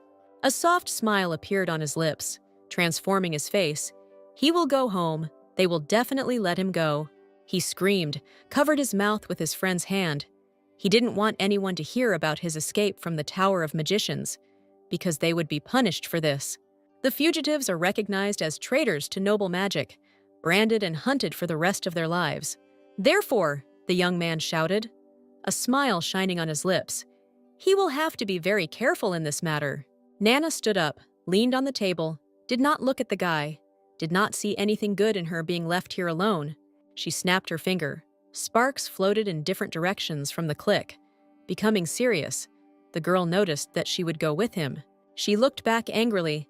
Apparently her friend had given away that Belle would die on the way to the Red Desert. Their cheeks turned red, but the smile did not disappear from their lips. "This is great news. They are setting off now." A monster with a wide mouth and mouths on claws tried to attack the soldiers, uttered a piercing scream, and twisted its body in different directions. Edgar asked skeptically, "Does anyone even live in this place?" Covered with a hood, only his eyes sparkled. Katie explained that the desert is the best place for magicians. While healing the guy's wound, the more dangerous the place, the more people don't approach him. The team was exhausted, and the monsters kept attacking, and there was no end to them. The young men howled. There was also a storm ahead. Waving off the next monster, they will stop there and return to the village. The man gave the order. The tired guys exhaled. They had no strength left. Someone was sitting on the sand. Someone was leaning on a sword. They nodded in agreement. The index finger pointed to the side. They would not have to return to the village. Katie pointed to a house in the middle of the Red Desert, a small wooden one. They could spend the night there. Edgar waved it off, no rest, covering his face with a cloth, deep in thought, ready for battle. A large crowd of them approached the house, knocked on the door, asking if anyone was there. At first, it seemed that there was no one, but suddenly there was a crash, and something flew out of the door. The soldiers scattered. Edgar and his men flew into the room, put out his sword, and were met by a hand that was about to use magic. The sharp blade touched the man's neck, leaving a cut, blood seeping through it. Everyone rushed towards the enemy. A warning rang in the air. Anyone who moves will immediately be killed. But the people in the room gave a surprise. They were amazed by the soldiers' attack, and their faces darkened. Edgar's face turned pale. He closed his eyes, sweat dripped down his face, and sincerely asked for forgiveness. The owners assured us that this happens, reassured us, and offered us a snack. But the guys still felt uncomfortable. The woman was glad to see the guests. She also told about the owner of the chimera. She had heard this, but quite a long time ago, and put her fingers to her lips. A man and a woman looked at each other. In the Red Desert, you can love magicians and even give birth to children in secret. The couple held hands, blushed, laughed. They used to be magicians, but not now. The guys laughed. A fugitive is a fugitive. It became funny. Katie squinted her eyes at them. Edgar rested his hand on his cheek dreamily. Some people have problems expressing their true feelings. At this time, Laurel was sitting in her room, resting her cheek on her hand, wondering how the team was doing. She lay down on the table, spreading her arms on it, remembering the guy. She noted how upset he was. Her gaze fell on the box. Her eyes widened when she saw a flash, and a message appeared there. The girl read something urgent and important, because she flew out of the room like a bullet, calling her nanny as she walked to call the rider. The letter stated that the people responsible for the cart incident were not ordinary talented magicians. They were powerful people behind the overthrow of the king. Laurel screamed, sweat running down her face. The knowledge that Sir Edgar was in danger, forcing her to act quickly. The horseman galloped across the Red Desert, hurrying to help his friends. At the coronation of the prince, an uprising will begin. It will be the largest, and those who will sow death. Their eyes widened. Their teeth clenched. The girl saw a magician in front of her. The figure was completely flooded with a bright light that came out of his hands. This is the person who controlled the chimera. Edgar also tried to fight with the bright light. A trickle of blood flowed from the corner of his lips. The young man's clenched teeth and narrowed eyes betrayed his internal struggle for his strength. The guys were worried about their captain, but he interrupted their chatter. This was not the time to worry about him while fighting off the attack. Sweat was dripping down their faces. They would have to use all their strength to fight, because they needed to return home alive. The monsters attacked and attacked more and more each time. The man fought off the monsters' heads, deftly working with his sword. The man, the owner of the hotel in the Red Desert, growled about killing these people. The woman agreed with her husband. The captain shouted, turned around, and gave the order for the archmage to prepare to open the portal, cutting the monster with his sword. A strange creature, a mixture of a bird, a dog, and a scorpion, stopped, stuck out its tongue. The owner showed thumbs up and was glad that everything was going well. The man spread his arms to the sides. He was wounded by a bright ray of light, caught unexpectedly and pierced from the back. Laurel came to his aid, covered him with her body, repelled the attack, the yellow light of her power emanating from her. The girl resolutely walked towards the monster, easily played with her sword in her hand, and slowly approached. Belle and Nana were also here, and held their fists for their sister. The weakness of the chimera is the joints between her bodies. If you get to another place, regeneration will work. Listening to her brother's tips, the heroine actively worked with the sword, delivering precise blows to the clutches of the parts. The man was about to stop the girl. He had already raised his foot into this world. His wife supported him. Belle exclaimed in protest, "He will not allow his sister to be offended." Nana suspected something and pointed her finger.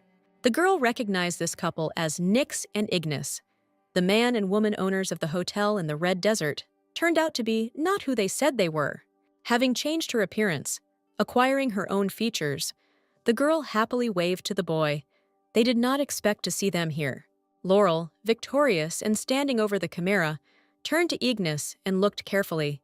She smiled, waved her hand in which the red light came on, said goodbye to the character, but promised to see her again. The heroine stopped, followed her with her gaze. This strange couple managed to escape.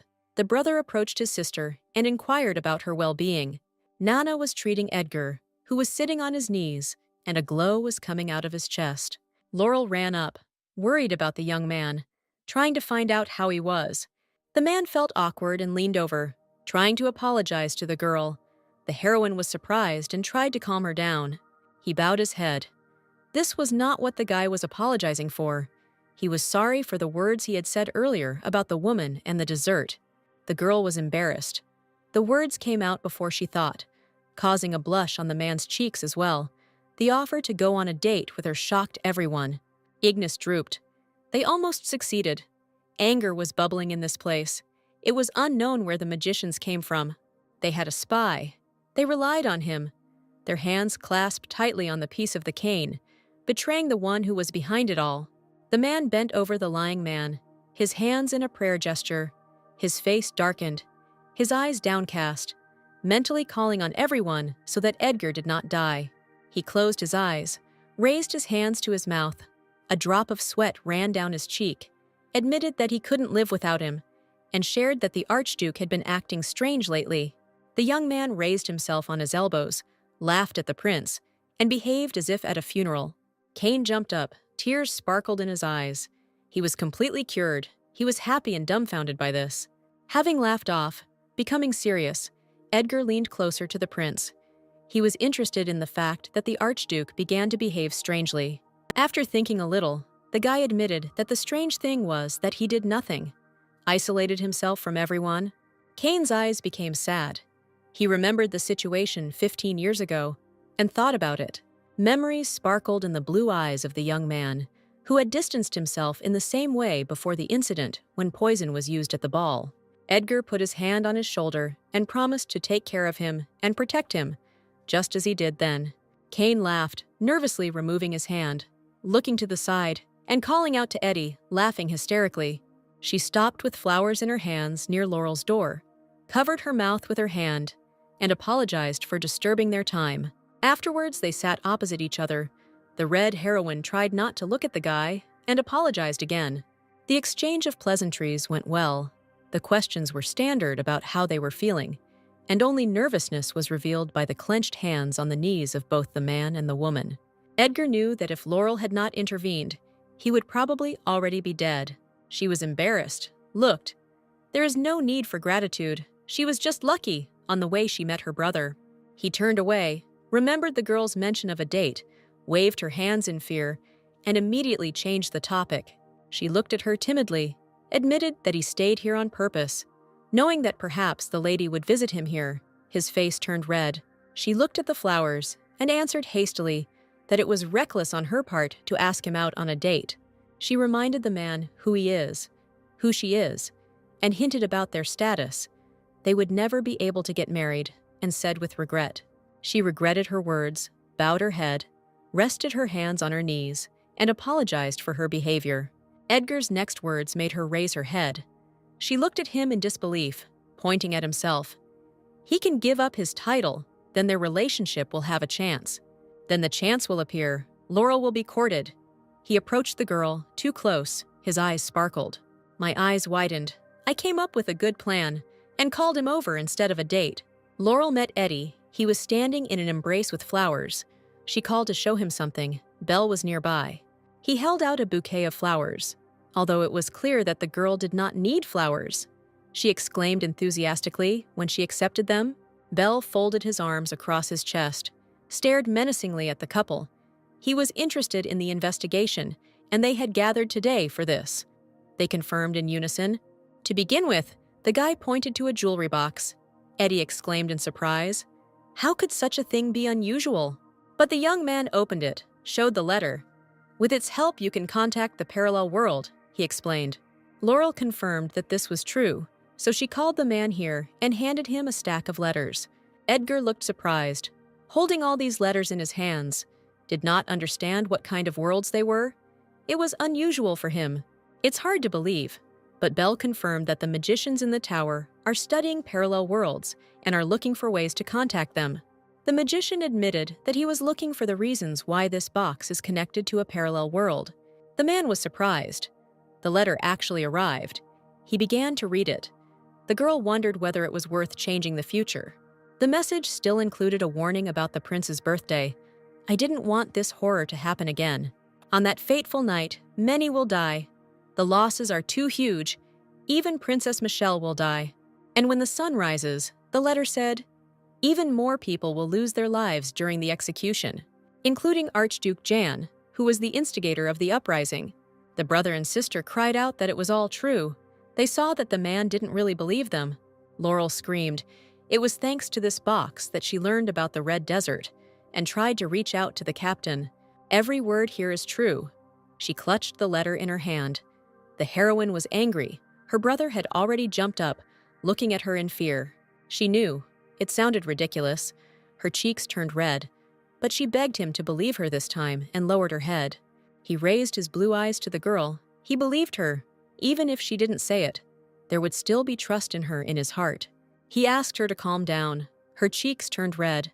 Even a drop of sweat appeared from embarrassment. She thanked her with a stutter. He continued calmly, saw Laurel sank into a chair, all red, with no evidence, having only letters. It's difficult to prove anything. All that remains is to continue to monitor the magicians. The girl looked timidly at the man and offered to train together until the prince's coronation. Edgar jumped up, clenched his fists. Now it was his turn to blush, nodded in agreement. He wanted to suggest it himself. And while the couple interrupted each other in gratitude, Belle closed his eyes and reminded of his presence here. Princess Michelle had a lot of joy. Her wild imagination was already picturing Eddie and Laurel as they twirled in a passionate dance. The captain tried to stop the princess, but she seemed not to hear her, wrapped her arms around herself and danced. Laurel and Katie continued to drink tea when Michelle jumped up to them. She raised her voice, asking that they now need to be fully prepared. The princess could no longer calm down. She imagined what would happen during the training, what lines these people would have. She clasped her hands together and was touched, because as a result of such training, perhaps a man would touch his heart. Michelle touched her face with her finger, tried to explain about touching, and gave examples. During training, touching the guy, she felt heat, looked in surprise, did not answer questions, and froze. Suddenly, Edgar was brought out of his thoughts. He knocked over the girl, screaming loudly. She rubbed herself and did not expect this from him. She looked back and saw that they were attacked by that same light magician with a monster. He was looking for Laurel's brother. The heroine rushed to repel the monster's attack, narrowing her eyes and gritting her teeth. This was difficult. This time, Next controlled an even larger creature, sat on its back, and commanded it, madness splashing in the hasty gestures of its body. The couple fought back as best they could, deftly fighting back with swords. But the chimera could not be harmed even by a joint attack. Eddie shouted about his excellent regeneration. A scream was heard from the threshold. It was the old nanny who came out into the street and saw the creature, screamed loudly, clasping her hands to her chest. The woman recoiled in fear, her eyes widened, because one of the heads of the chimera was flying straight at her, its mouth open. Laurel jumped up, put up her sword, and repelled the monster's attack. The nanny closed her eyes, already saying goodbye to her life, tears flowing from the corners of her eyes. She turned to the woman, touched her shoulder, screamed in confusion that she had forgotten there. She needed to run away with Belle and the others. "I heard that my brother was missing." Nana conveyed the message.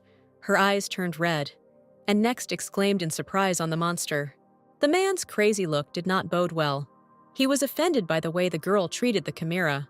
While she was talking with the nanny, the girl did not notice the clawed paw flying at her. She turned around too late. A man's screams were heard. Everything started spinning. Screams and an incomprehensible noise were mixed.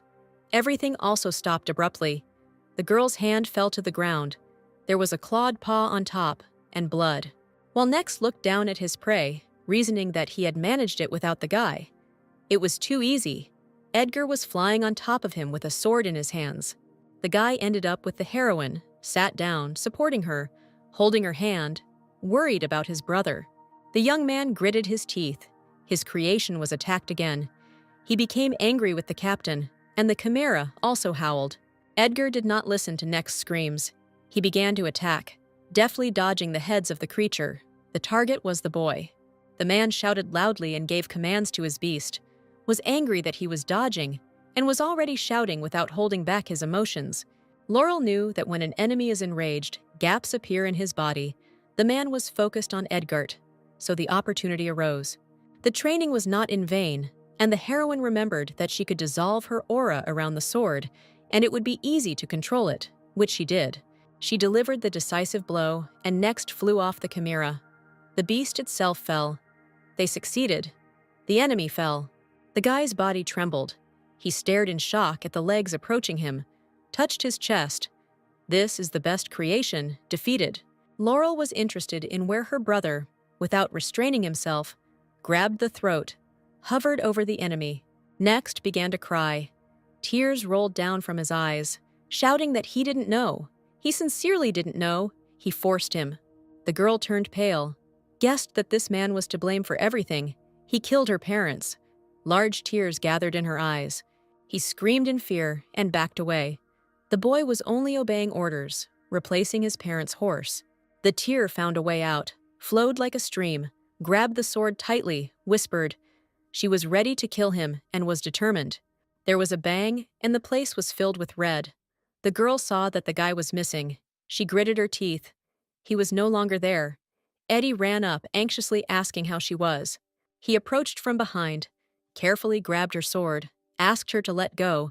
He needed to examine her hand. The Archduke was happy. Everyone was assembled today. His happiness knew no bounds. He showed the reason for his good mood. Belfort was locked in the mirror and floated there unconscious.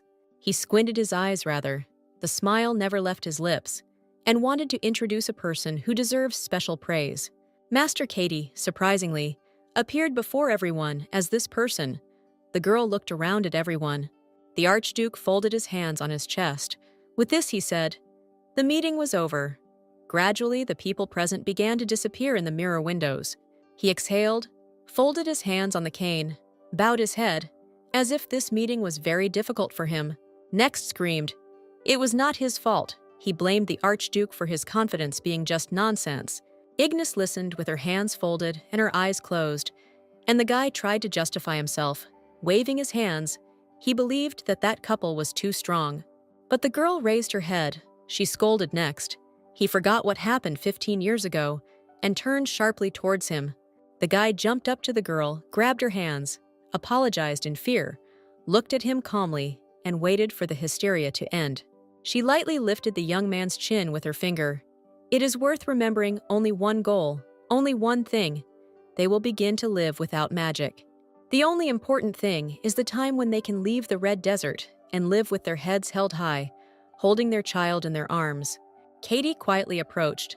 Now she won't turn away. Otherwise, as soon as they gather power, there is no turning back. The confrontation between the girls dragged on. They argued without raising their voices about who caught Belle and how they distinguished themselves. The Archduke distracted himself from this squabble. He was interested in the further plan. He would like to know from Katie. In 3 days, the magician will cast a bait that Belle's tracks lead to the Red Desert, and will watch what Laurel does. The piercing gaze of cold eyes stopped the speech in the office. The last warning, no more concessions will be made, was spoken quietly, but audibly. Laurel stared in shock, heard that the girl knew where Belle was, impatience in her eyes. The heroine jumped up. Everyone remained sitting at the table, but Katie was not sure. She played skillfully. No one had any idea what the magician was hiding. Once it became known about the Red Desert, and Belle was possibly there, Laurel firmly told Laurel that she would go there. Eddie's attempt to intervene was unsuccessful. He nodded in agreement. He wanted to go with the girl, because those magicians are quite strong. The Archmage interrupted. Someone must stay behind to protect the palace. The character beamed, raised her eyes, and assured the man that everything would be fine and she would cope. She closed her eyes. Katie will report to His Majesty, collected the papers, and that's it. The magician entered her office with a knock, exhaled, leaned her hands on the table, and leaned over. The meeting took too much energy. She turned to the mirror. A man was already waiting for her. She reported to him how long it would take for the captain to leave for the desert, did not look at him, and lowered her eyes. Something was wrong. She stopped herself mid-sentence, called his lordship, but the Archduke was silent. Laurel was reflected in the mirror. She guessed that Master Katie was a spy, which she proved. A detachment led by Edgar burst into the office. Prince Cain could not contain his emotions and admired the fact that they managed to pull off the operation. Nana admitted that Archmage Katie behaved very carelessly. The prince agreed. A blue glow appeared on the floor under the princess's feet. The magical formation was quite powerful. It couldn't escape anywhere. The sword almost touched the girl's throat. She gritted her teeth and sparkled her eyes with hopelessness. It was Edgar who extended his hand with a sword. He proposed a deal, and the life of Princess Katie was at stake. Laurel approached slowly. Her sword also rushed to the girl's throat. Anger seized her. The captain asked loudly and clearly about her brother. The girl's hand would not waver if necessary to deliver a fatal blow. A few days earlier, Prince Cain bit his index finger as he pondered the man's words.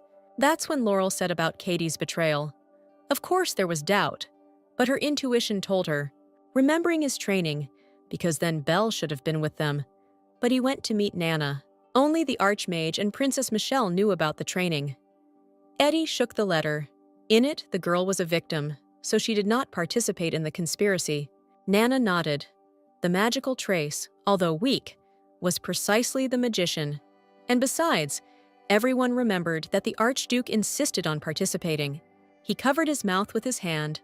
The prince understood that Michelle could die at the coronation. The letter said so. The changes in Cain could be seen.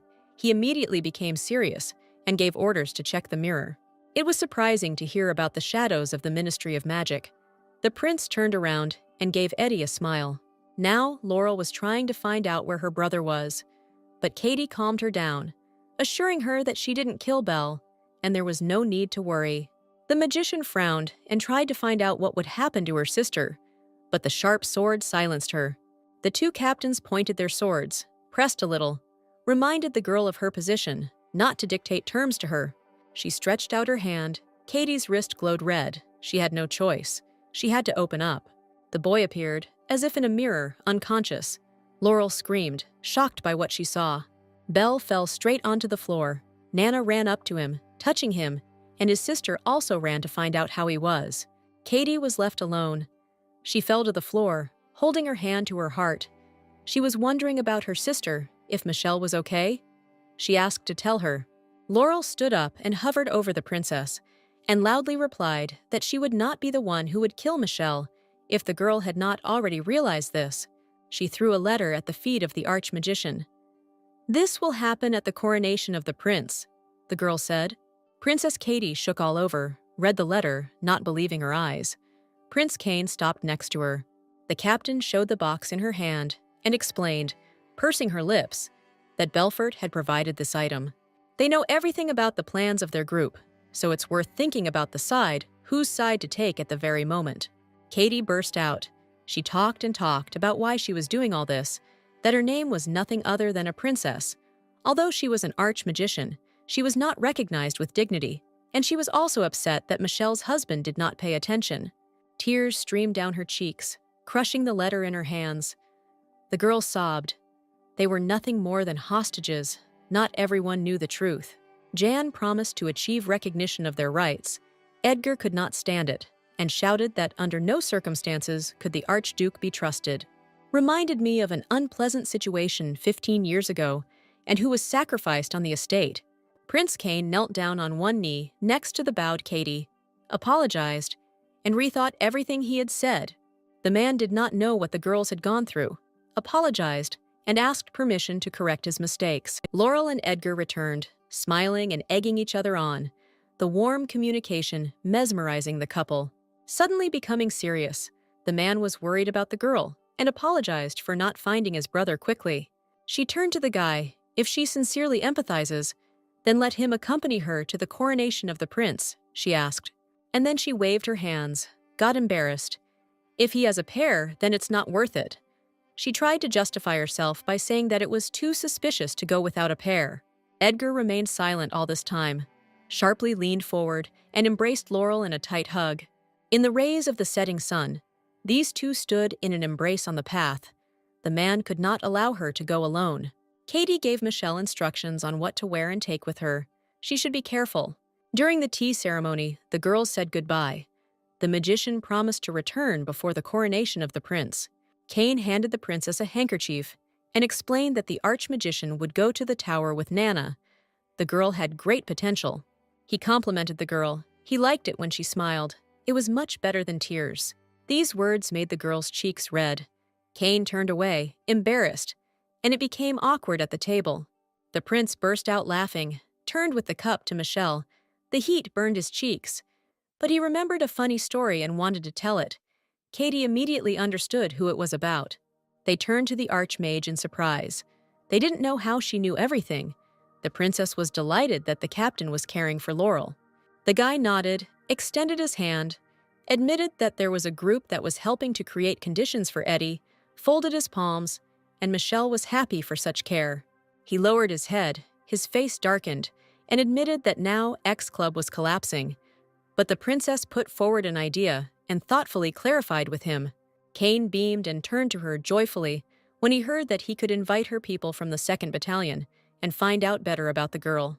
Katie, who had been sitting silently before, could not stand it and laughed. She watched the relationship between the prince and princess. She laughed it off, apologized, and explained to the stunned couple that she saw her sister was safe, and Her Highness would protect her to the end.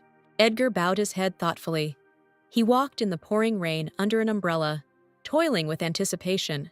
In a formal suit with an umbrella, she was in a hurry to see the guy, worried that she had stayed too long. He looked at her timidly, only came up and complimented the captain, his cheeks turning red. 2 people stood near the gate, lowered their eyes, and did not look at each other. They were shy, but praised their appearance. The girl folded her umbrella. It was time for them to go. Edgar was surprised by this. Gave in to her. The rain had not stopped.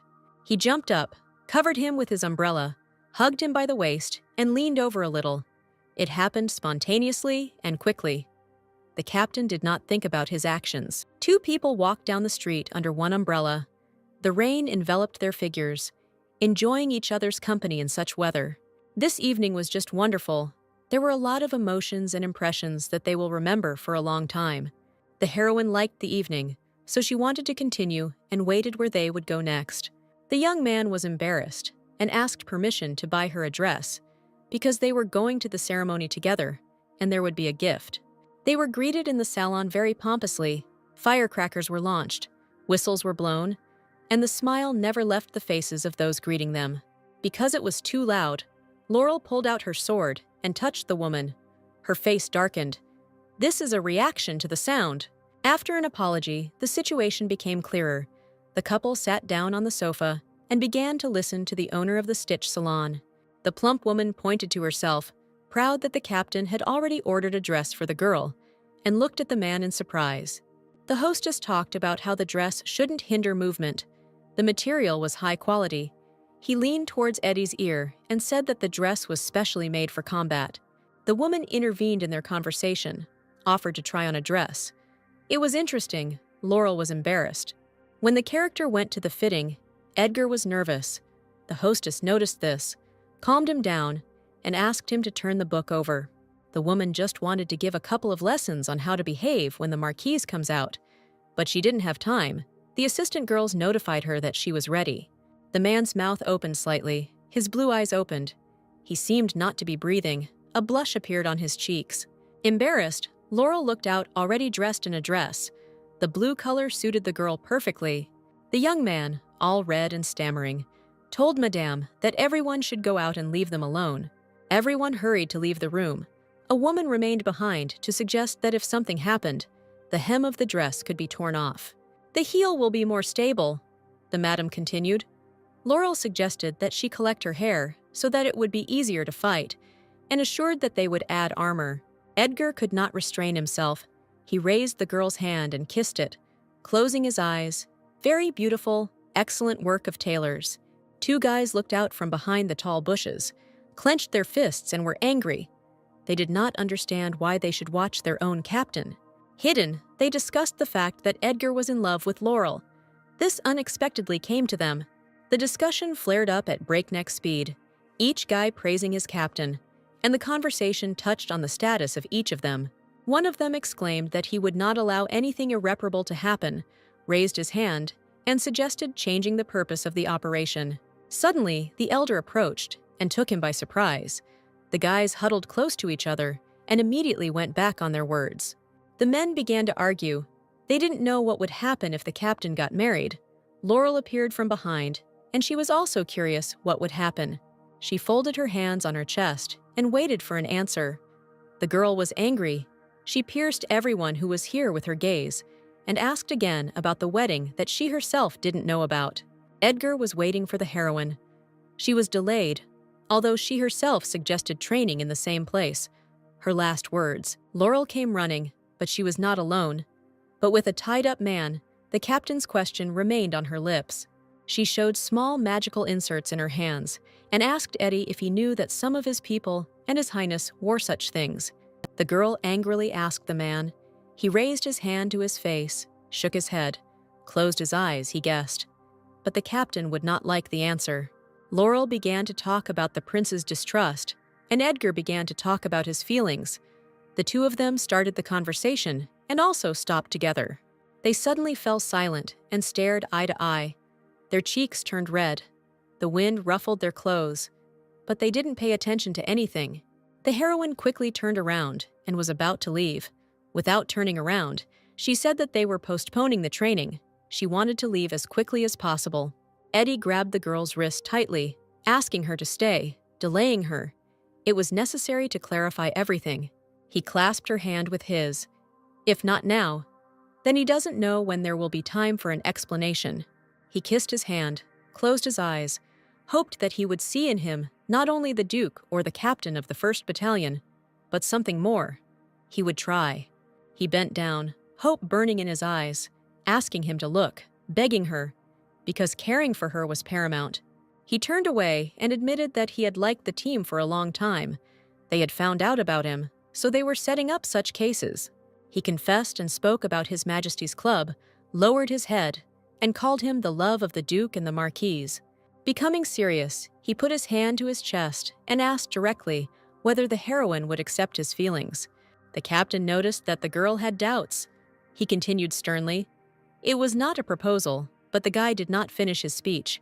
She bowed her head, so she was tired of the time, muttered, and was about to run away. Think about the Duke's words. The heroine ran away, turned around, waved her hand. Her face was all red, too awkward, thanked him. She ran into the office, closed the door, sat down next to her, exhaled. Too much had fallen on her. The image of the captain popped up in her head. She pushed it away, but she had never seen a man so beautiful. Guys from her battalion appeared at the door. They were worried. They saw her running away.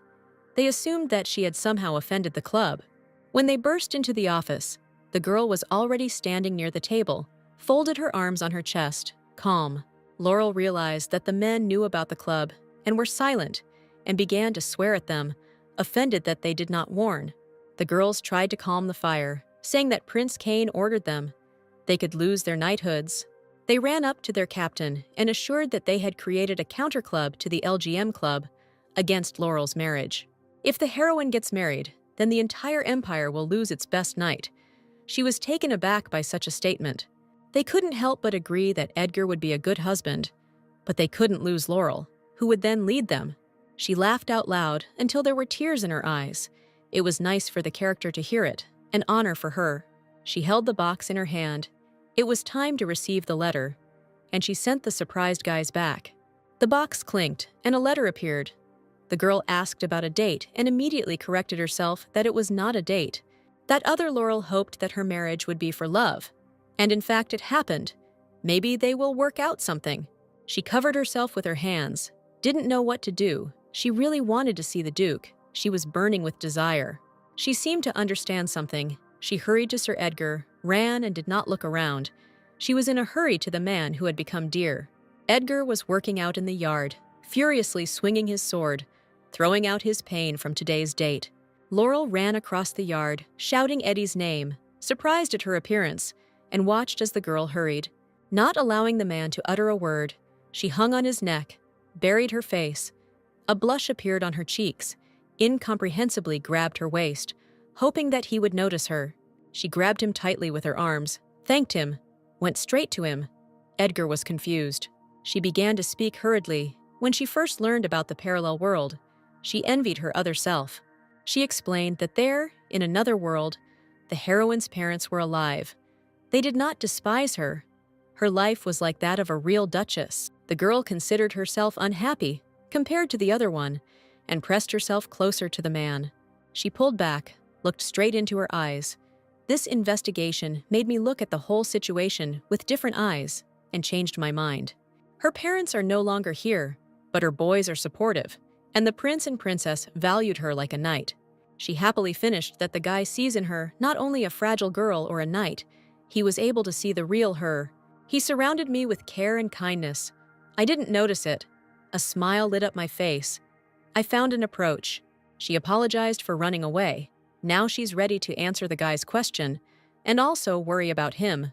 She gave in to him, touched his hand, smiled, received a smile in return. They were silent and just watched. He closed his eyes, lightly touched her cheek with a kiss. Everything was as it should have been. She was calm next to him. They apologized to each other for being rude, grabbed each other by the waist, pressed them to themselves. Their lips met.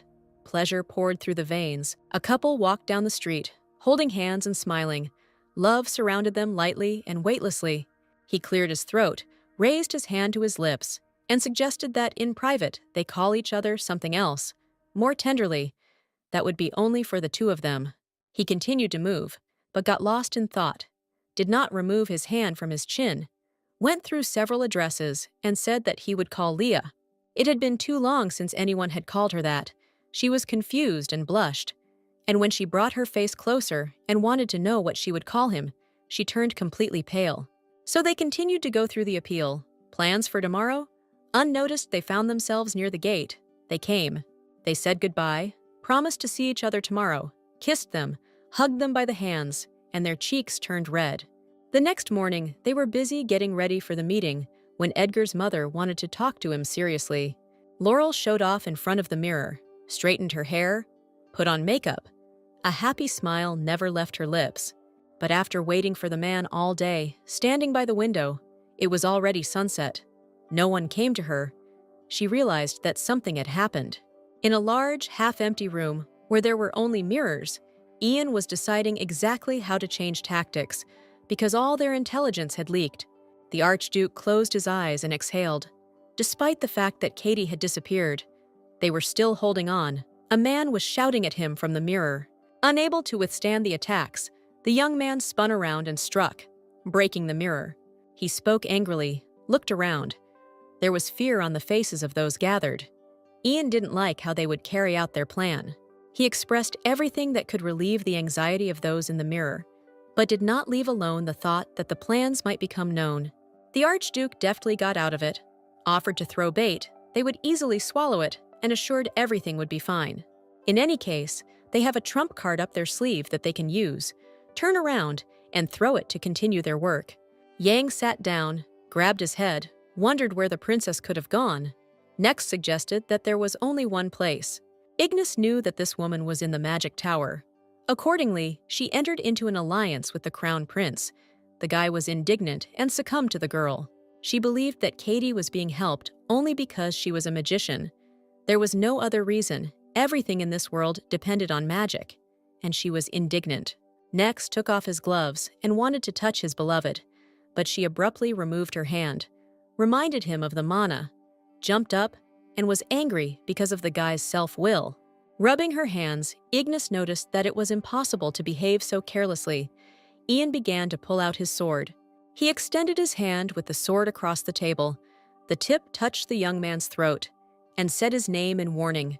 He reminded him that his patience would not last forever. The girl screamed, jumped up from her seat, and was very scared. He raised his hand with the sword, darkened his face, called the guy a non-entity because even the girl overpowered him. Anger took over him. Ignis prevented the murder from being committed, covered next with herself, and said hastily that they still needed him. Finally, the man lowered his sword and gave in to the girl's arguments, because they would still need the chimera. The Archduke was leaving, but turned around just before the door. Ignis would lose his head if he failed. The promise hung in the air. Words of gratitude flew out of Neck's lips, but the girl turned to him and slapped him resoundingly in the face, leaving a mark from her palm. I didn't want to date a weakling. I needed to try harder. A red spot burned on my cheek. Tears stood in the young man's eyes. Laurel was leaning against the door, unable to open it. She leaned over. There was no one in the area. Plucking up courage, she finally pushed the door open and entered, asking the captain for a minute. "We need to talk." Edgar sat at the table, without raising his head, asked what brought her here. The heroine was confused, but replied that she would like to know why she came yesterday. I tried to call the man for a long time, but after a while he answered. He wasn't feeling well. I tried to find out how he was feeling, but he stopped mid-sentence. Still without raising his head, He besieged the heroine. "They'll talk a little later. Now he's very busy." Laurel froze. She couldn't help but move or utter a word. She quietly whispered that she found out about the dress, and it was ready. The guy didn't react at all. Laurel's hand clenched.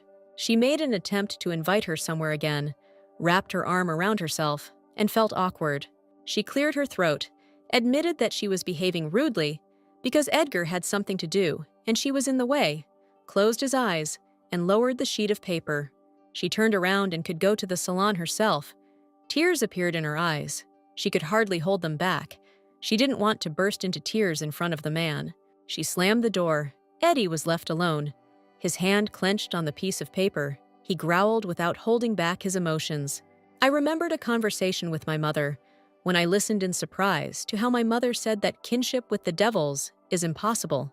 When he heard that they were enemies, a drop of sweat ran down his cheek. His face darkened.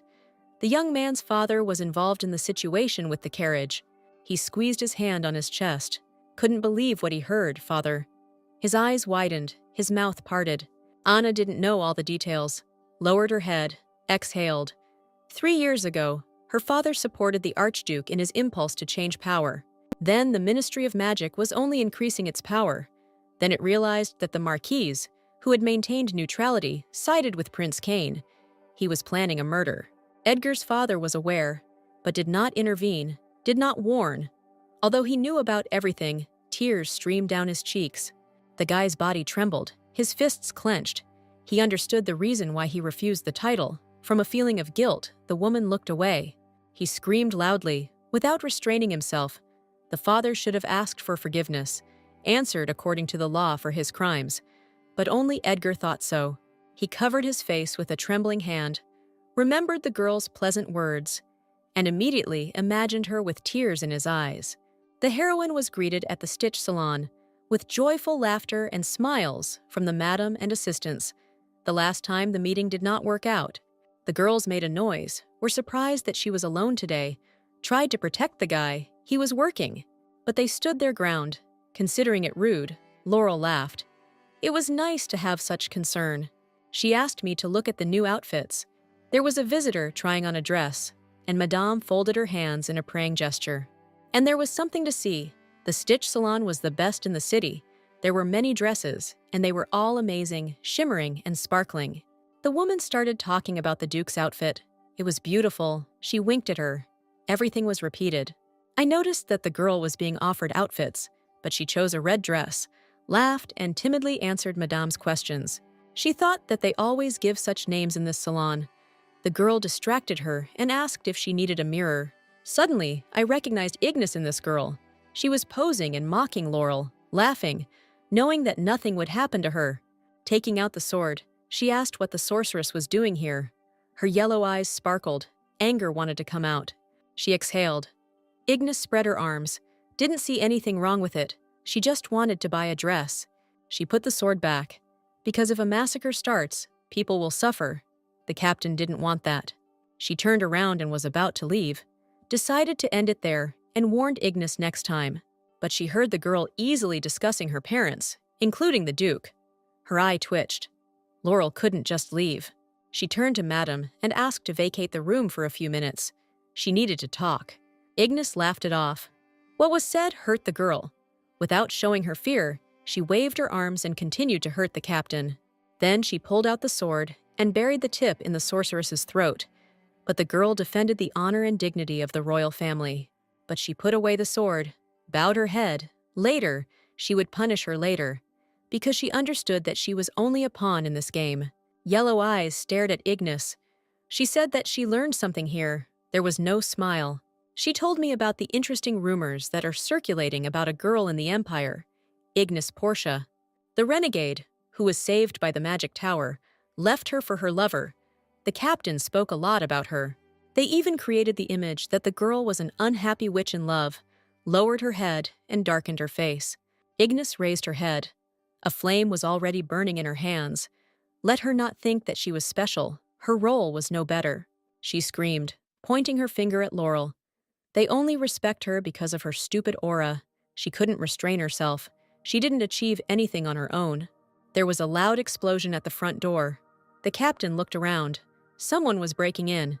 The interior was filled with blue. Edgar entered the room, all sparkling with his strength. The sword was already ready, fierce, self-confident. Ignis, shut up. You can't talk about a girl like that. She's not like that. I wondered what brought the guy here, but did not answer, all later. While he wants to deal with the witch, Ignis became angry at the man's words. Without raising her head, the power was heating up around her. The words came out with a grinding sound, as if not a girl, but an old woman. Heavy words flew into Laurel, power enveloped her. They were similar, two auras. Power flew into the captain. There was an explosion. Everything turned red, shaking the girl. The heroine clenched her teeth, swung her sword, and fought back the force that surged through her. None of the girls noticed the guy. Therefore, it was a complete surprise when Sir Edgar pushed away the force, touching Laurel's sword with his hand. Everything around lit up. Drops of sweat flowed down the man's face. The captain was worried about him, but assured him that everything was fine with him and continued the attack. Shrouded in flames, Ignis thought everything was too simple. She didn't understand why Next couldn't cope with it himself. It was too arrogant to think so. The villainess did not understand what was happening to her power, snapped her fingers, decided to say goodbye to Laurel. They would meet again ahead. The sorceress disappeared with the words to prepare better for the next meeting, and they were left alone in the middle of the hall. The girl's brother burst into the room, screaming in fear and worried about his well-being. The guy was very sorry that he didn't find the girl here, because he knew her too. His sister's hand touched his cheek. She jumped on his neck, hugged him tightly. Tears appeared in her eyes. She was glad that her brother was already feeling better. Nana and Eddie smiled. They heard the girl perfectly well, her words that she was now protecting her brother. Laurel pestered the captain, asked about his well-being, strongly recommended going to the hospital. The man walked stubbornly and answered without emotion. She turned around, caught the guy's gaze, asked him not to expose himself to attack for her sake, said timidly, and was very worried. Edgar looked at Leah, smiled. It seemed like he wouldn't be able to push her away. There was warmth in his eyes. Love surrounded the couple. Joking, they continued on their way. The man stopped, pointed at himself, and asked him to promise that he would not get hurt again.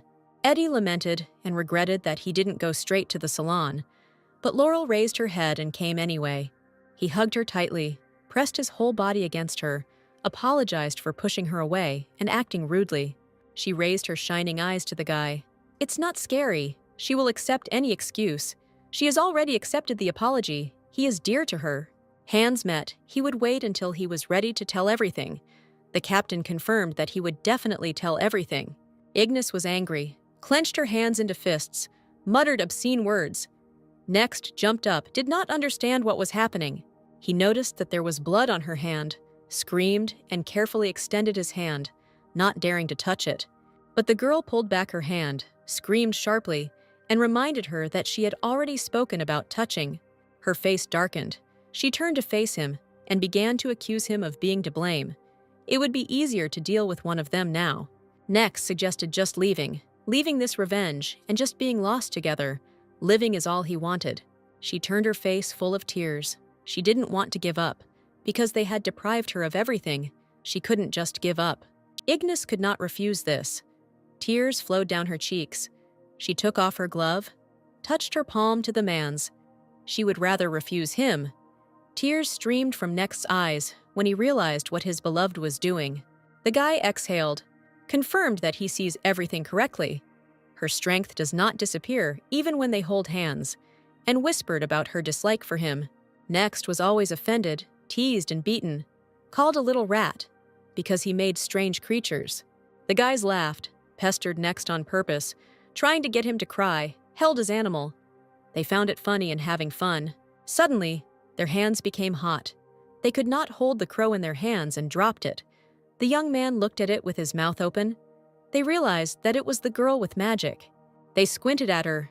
Ignis stood and played with the flame in her hands, looked and grinned at the men. She survived only because the tower saved her. They began to reprimand her, holding her hand. Her father poured poison. The girl was also embarrassed by the fact that she stared at them and did not take her eyes off. The young people shouted impudently. The guys left, did not want to stay in the same room with her. Those remaining in the room looked at each other, but remained silent. Ignis picked up the crow, handed it to Next. He must take care of his animal, and straightened up. She sat down next to her, hugged her knees. It was better to kill such people than to give them a dear creature for slaughter. And now, the girl was just leaving.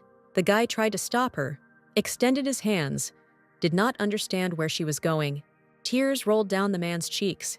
He fell to his knees, asking that he would fix everything, that he would definitely solve everything. Ignis turned around. Now there is nothing in her heart except revenge. No one is to blame. A single tear rolled down her cheek. Cain looked at the document about his allies, did not expect that there would be so many. He looked surprised. He looked up at his knights, asked about their combat power, and Edgar began to reason. Laurel confirmed that it would be too suspicious if the guards were increased. Yang would know and understand that there would be soldiers in the vanguard. The prince thanked and praised. "There is little time left. You need to be careful." Bell looked in surprise. He leaned over, whispered that an uprising was about to happen, and warned that they would not be the first to attack. The boy was worried about something. He decided to share something with him. If the previous Viscount was persecuted, then how Ignis united with the Archduke.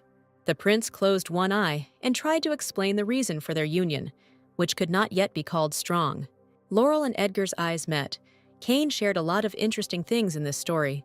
On his birthday 15 years ago, the previous Archduke personally prepared the poison with which he was poisoned. Jean's father was holding a small bottle of poison in his hands. A couple of drops would be enough to kill a person. He warned that exactly 2 drops were needed. Otherwise, he would kill the crown prince and bring suspicion upon himself. Viscount Portia, Ignis's father, accepted the bottle. He knew that the king was friendly towards him, so nothing would happen. A little girl witnessed everything. It was Laurel. She hid behind a ledge of the wall and watched the men. The man suspected something, stopped the other's speech with a gesture, and headed towards the girl. The whole body of the child in the yellow dress trembled. She closed her eyes tightly, and the boy saw her through the window. The boy opened the window, crawled towards the girl. The sunset illuminated him. His face was not visible. They grabbed hands and made it in time. Just as the men turned the corner, the girl fell and her skirts flew up. Little Edgar saved Laurel then. Although he was scared himself, he was still able to help. Droplets of sweat rolled down his cheeks. The children knew each other. Eddie immediately turned away and muttered at Laurel, "We need to move on. We won't be able to escape." I looked at the closed door. There was a man knocking on it, threateningly scolding the boy. But the child remained calm. And while they were breaking in the doors, the children needed to quickly go down the tree. Edgar had already begun to do this, but the girl hesitated. It took a little time, and Laurel took out her brother's invention, an arrow umbrella, especially for those who like to climb trees.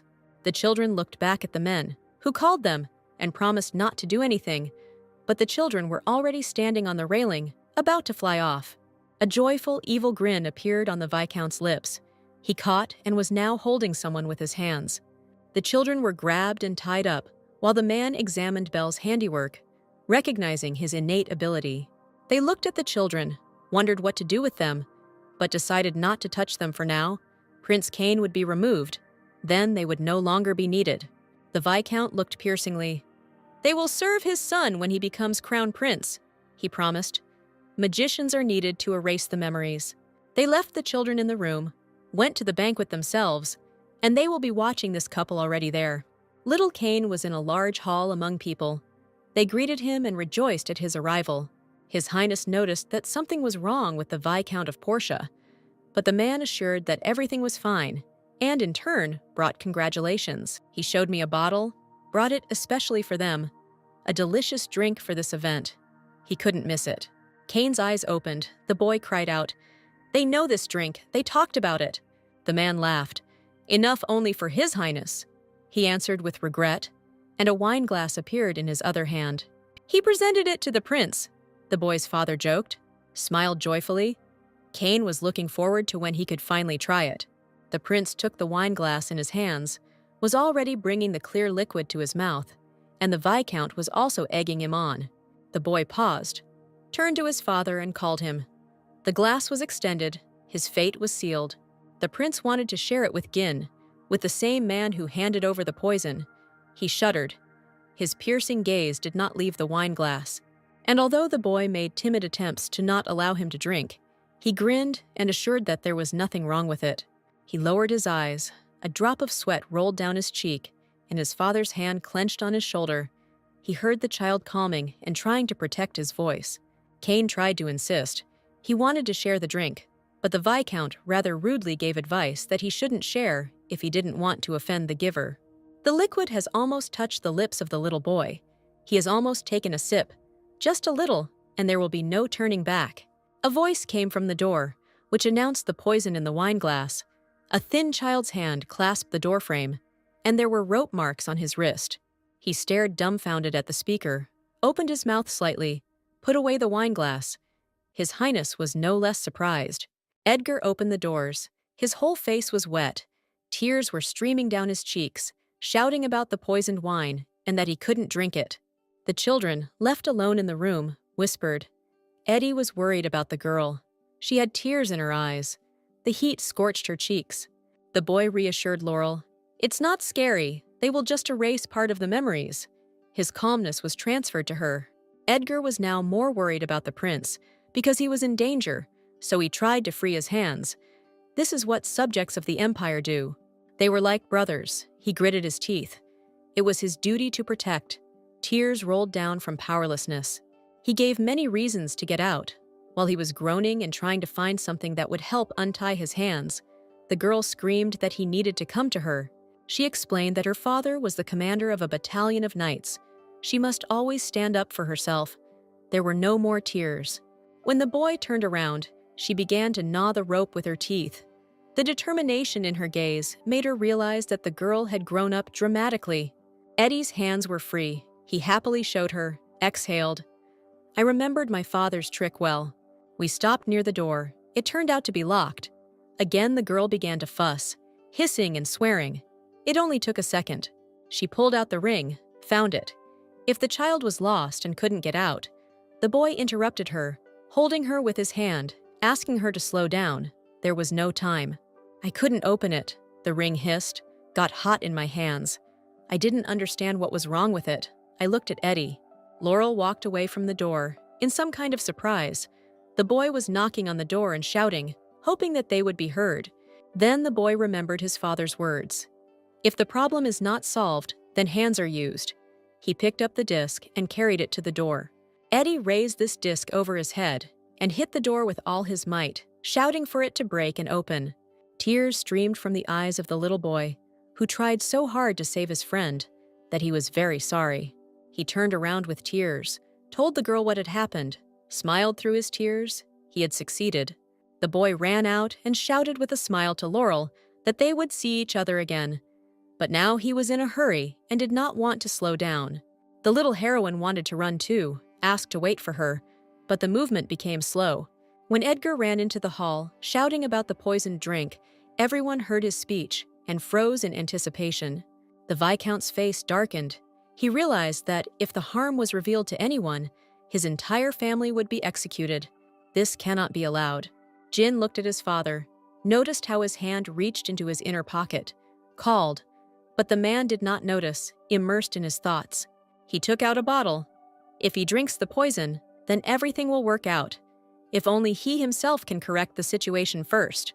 Without hesitation, he brought the glass with the drink and droplets of poison to his mouth and wished his son to continue the dynasty of kings. And while the king was finding out the truth from Viscount Porteous, he, of course, made a surprised face. He would never have dared. The boy knew that this was not the man's idea. The criminal was different, shouting to attract attention. But before he had time to point out the traitor, in the middle of the hall, there was a knock and the cry of a child calling for his dad. The poison was the same in both the king's glass and the archduke's, Cain explained, breaking out of his memories. The man raised his head. The father knew that the Viscount was involved in this, involved in the conspiracy, but he was dead and answering to someone else.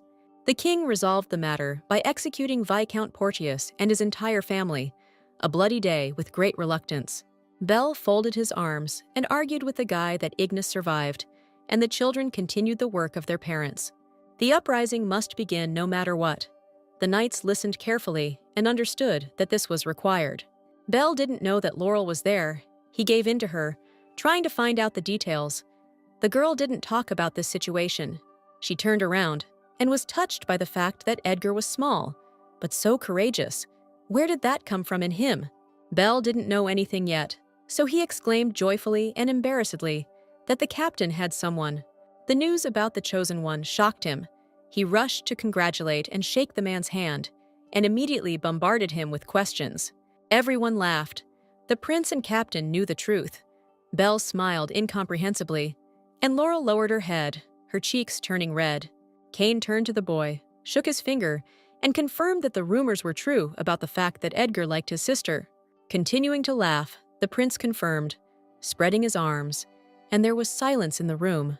Belle jumped up, moving his finger from his sister to the captain and back. Kane chuckled into his fist. Apparently, the girl did not share. The boy continued to be surprised, shouted, and did not understand how the Duke and the Marquise could be together. He raised his finger up, remembered the words of his sister when she spoke about her hatred of the captain, was embarrassed, and tried to justify herself. The young man was completely confused, sat down and tears flowed. The prince tried to calm him down, clarified what was wrong, and was interested in the reason for such a reaction. I continued to find out from him. I didn't expect that everything would turn out so quickly, but when I found out that the wedding had not yet come, Belle became more furious. The young man was more interested in what would happen to the Statuses if they got married. Then someone would have to give up theirs. Laurel's family has been through a lot. The girl had to face opposition, but Sir Edgar cannot give up his own. Belle lamented, "He is a magician. He will not have heirs. What to do then?" The prince looked carefully, and even with some sympathy. He put his hand to his chest. The man resolutely replied that he would do this. He would renounce his status. Kane jumped up, looked frightened from his friend to the magician, waved his hands. There was no need to make hasty statements. Belle was already screaming from the good news, loudly shouting excitedly and thanking the guy. I stared, dumbfounded, at how they shook hands and agreed to address each other. The heroine promised to return to this conversation, because there was also the guy's mother. There was a knock on the door and a man came in. We received a letter from Anna, notifying everyone present that she was expecting a visit, including Laurel, who screamed at the news. "That's right, everyone heard correctly." She looked at Eddie in fear, and he looked at her. They had no idea what their mother knew. All her children and girlfriend gathered at Anna's table, had a meal, and everyone felt awkward. The mistress of the house was the first to break the silence, asking the heroine a question about food. She was just drinking and almost choked. She blushed, laughed. She liked everything, but wanted to know the reason why she was invited to dinner today. Without being cunning, Mother asked directly about their relationship. The character darkened. The guy coughed and turned away. Anna repeated her question. Laurel began to stutter, did not know what to say. Then Edgar suggested discussing this in private. Noticing the reaction, I realized that I was right. Put my fork and knife on the table and would go straight to the point. Discontent was in the air.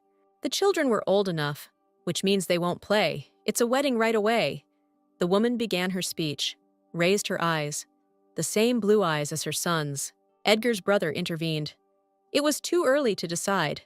He waved his hands when the guy interrupted him. He would renounce the title. His face darkened. She sharply raised her head. Mother asked again. Because she did not understand what she heard, she frowned. The man tried to explain that Laurel was the only heir. The boy screamed indignantly and looked at his brother. The young man calmly continued to say that the girl would not change her status, but he could, especially since Lloyd was already an adult and could accept the role of the Duke.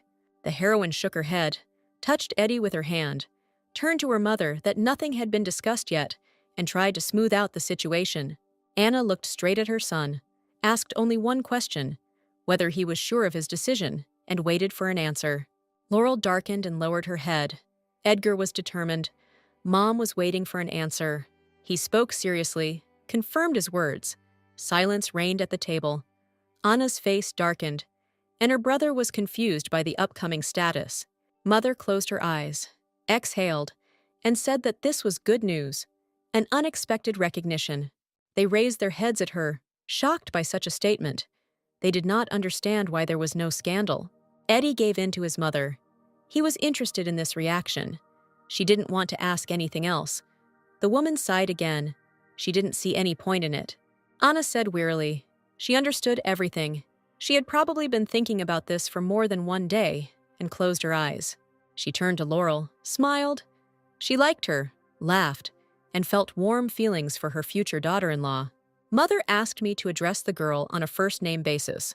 She exclaimed that she agreed and hastily nodded her head. Anna said that when the girl was born, they were able to see the angel, she admitted. But being a girl, she didn't like either dresses or dolls. Despite this, Laurel was afraid to step on any bug and always smiled sweetly. The women laughed and wished for a long time that she would become her daughter-in-law, but the Marquise decided to let her find love herself. The Duchess put the bracelet that her mother-in-law had given her on the girl's arm, waited for the moment to give it to her daughter-in-law, and tears began to appear. Laurel bowed her head towards Anna. Tears flowed down her cheeks.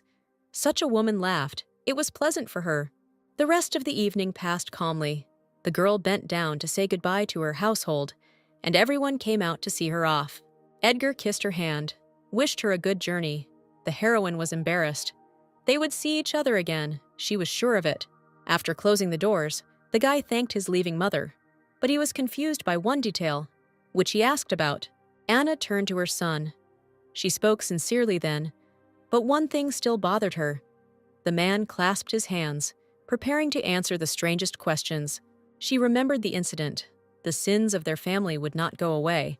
She wanted to separate them at first, but it didn't work. She bowed her head and closed her eyes. Mother continued, "She will take care of Leah in order to outweigh the cup of sins. Then when her time comes, so that she will not be ashamed in front of the Marquise and the Marquise. They must do everything for the happiness of this girl. He takes care of her. Eddie must promise this." While they were talking about the heroine, she admired the ring. Suddenly, a man blocked the path of the carriage in which Laurel was riding, and the horses braked sharply. A girl jumped out, rubbing the top of her head, hid herself inside when the horses suddenly stopped, and looked with one eye at the standing figure. Next himself met the captain. His eyes widened in fear, standing opposite each other. There were no words. He pressed his hand to his chest. Edgar will try his best to make Laurel happy. He promises that. Next was purposefully heading towards the girl, muttering along the way that it wasn't them. She warned her not to approach. She was already taking out her sword. The boy came closer to her, admitted that they were ordered. They obeyed. She didn't know what to do. Her hand was still on the hilt of the sword. The heroine did not at all expect that Next would fall on her knees in front of her. She was confused, bent over, but immediately straightened up. He looked up at the character, begged for mercy, raised his hands. There were tears in his eyes. An unhappy young man who had lost everything. He folded his hands, repented that Ignis had abandoned him, told everything without holding back, tears flowing down his cheeks. He grabbed Laurel by the leg, didn't know what he could do. There was no life without his girlfriend. He needed help and hoped to get it. He made a discovery that if Next killed her, Ignis would take the man back, grabbed her by the hands, still remaining on the ground, and begged. Laurel narrowed her eyes, listened to the guy's outpourings. A lot became clear to her. She was especially interested in the fact that the sorceress was being used. The boy's hands trembled. He was mad and his speech was no better. He showed Ignis in the best light. An orphan, it was hard. Having listened to a lot, but not taking it close, she swung her sword, and blood splashed out to the sides, wounding Next. Anger took possession of Laurel, grabbed the man by the cloak, shook him, and was touched by the words about her parents and comparison with the witch.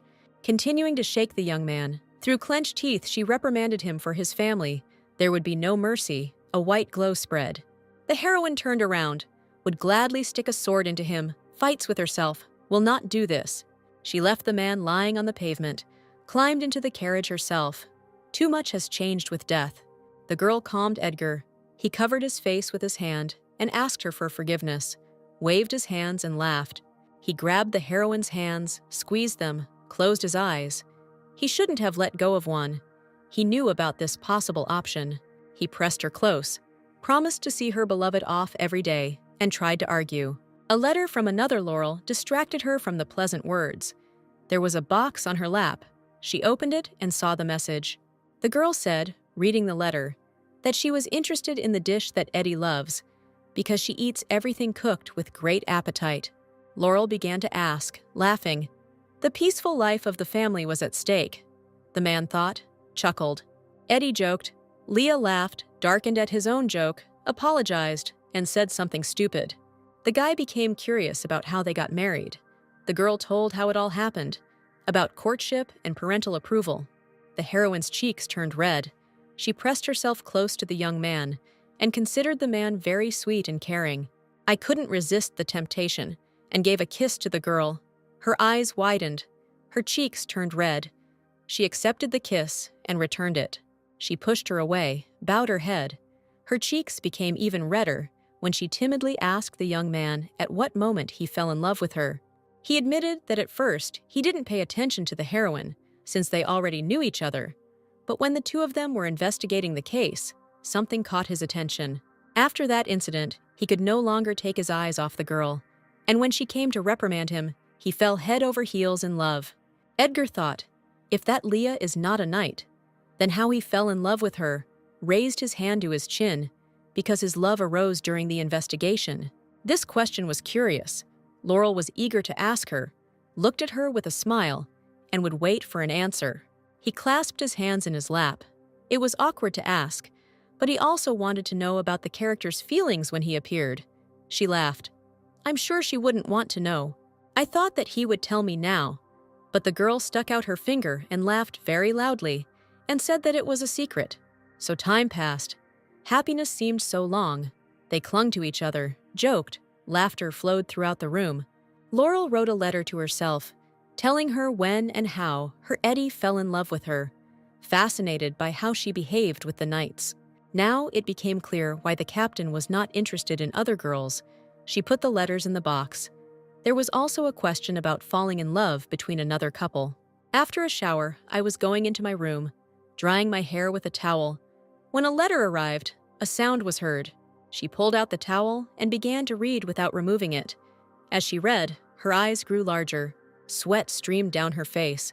Left the towel and her hair alone, grabbed the letter with both hands. This happened 15 years ago, at Kane's coronation. She reminded me of that incident. Then she ran in and knocked a glass of drink and poison out of the prince's hands. The girl did not expect this from herself at all. Laurel leaned her hands on the table, the letter lying next to her, because she didn't have such a thing, analyzing her actions, and that other one. Then she didn't follow Edgar. She acted differently, completely differently. The girl ran into the hall, but she didn't do it. In the garden at the table, the prince and princess enjoyed each other's company. Kane fed his beloved. They laughed loudly and contagiously, and while they were absorbed in their love, Edgar was present at the same table, his face darkening. He was offered to try dessert. The captain waved it away, turned away, citing a sore stomach. No one forced him. They congratulated them on starting to date Laurel. Kane and Michelle had a smile all over their faces. They were embarrassed. His Highness already knew everything, about Ignis and about the salon, even about the quarrel, Eddie confirmed, lowering his eyes. He was still not very pleased to remember the day when he let Laurel go alone. The young man's face darkened. He became interested in how the prince found out about the quarrel, stared at him. He began to sweat and became confused. Edgar jumped up, got angry. The club led by the prince was still operating, and he asked to stop it. Kane tried to justify himself. Michelle spoke up. It was her idea. The smiling girl came up with a new club and a new goal. He closed his eyes doomedly, scratched the back of his head. Even the princess is involved in this matter. The scale is already large. He removed his hand, looked at them directly. A blush appeared on his cheeks. He wants to marry Laurel, of course. His face darkened, his eyes lowered, his smile stopped shining. The decision about marriage is made by more than one person, and the problem between the girl's parents and his father has not gone away. He confessed to his friends. Kane noticed his friend's concern, gave in to him. The captain folded his arms on his chest and looked away in indecision. He wants to ask. He doesn't know how. He told about the secret. Michelle and the prince were scared. They immediately thought about an affair. But the guy assured that it was not so. He turned everything around as if it was not about him, but about his friend, who couldn't decide to tell the truth to his beloved. Just recently, a friend realized that he wants the girl to smile, and if she hides a secret, then one day she will come out, and if she tells her, she will cry. He clenched his hand into a fist and poured out his fears, hiding behind his friend, who would be tormented by this. Cain thought, gave in to him. Only a friend can make a decision. But he wouldn't tell him, because the truth is a rather complicated thing. While the prince gave reasons why he would not tell, Michelle replied that this was not right, and she did not agree. She understands the prince, all his words. But it is better to let the girl overcome this. There was something right and true in her words. Cain warned that he might be offended, but Michelle supported the captain. Everything would work out for him. Edgar waved his hands. Not he, but his friend in this story tried to convince his friends. A servant ran towards them, shouting loudly about the incident. The guy pressed himself to his knees, tried to catch his breath, fearfully informed Gina and Laurel about the Archduke. After his visit, the girl was in tears. Hearing this, Edgar turned around sharply. Fear appeared on his face. His face became pale. About an hour earlier, the captain was sitting in the library with a man. He was leaning on his cane and was being too kind to her. He put his hand to his chest, closed his eyes, and began to talk about the incident with the carriage, and he knew who was behind it. And this is a person close to her. As soon as she heard this, the girl's face darkened. Her eyes widened and her mouth parted. Jin laughed and shook his head. He should apologize for visiting so early, but Laurel didn't want to listen to the apology. She was only interested in one thing, the reason, and eagerly waited for an answer. He leaned over to the cup of tea and faintly replied that he had been thinking for a long time whether to tell the truth. The captain became interested. He raised the cup to his lips, looked straight at the girl, and told a story. It would be about the past marquise and her death. Laurel couldn't stand it any longer, pushed to the point, didn't want to listen to the rest. Bowed playfully, the man would answer directly. She screamed when the speech touched the prince and her lover. She did not understand how they were connected. Jin calmly continued his speech. The girl heard that she had fallen in love with the son of her enemy. Her eyes widened. Her lower lip trembled. He revealed the terrible truth that the culprit of the incident, Duke Edgar's father, could not keep it a secret because the girl did not know it. That day, Laurel's parents wanted to meet the only person they trusted unconditionally, Anna, Eddie's mother. The previous duke found out about the meeting and ordered next to replace the horse with a chimera, thereby setting up an accident. The young man stood up. The marquise had no idea about the assassination attempt because she was going to see a loved one. Laurel clutched her knee tightly. She was shaking. She didn't understand because the duke had no reason for the death of her parents. The man was already close, looked down, grinned. His blue eyes filled with coldness. At that moment, he was already on his side.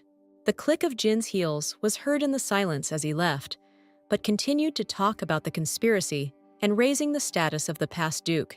Lady Anna found out about her husband's betrayal, persuaded him to renounce his title, and took him to the outback. His hand trembled and clenched the fabric.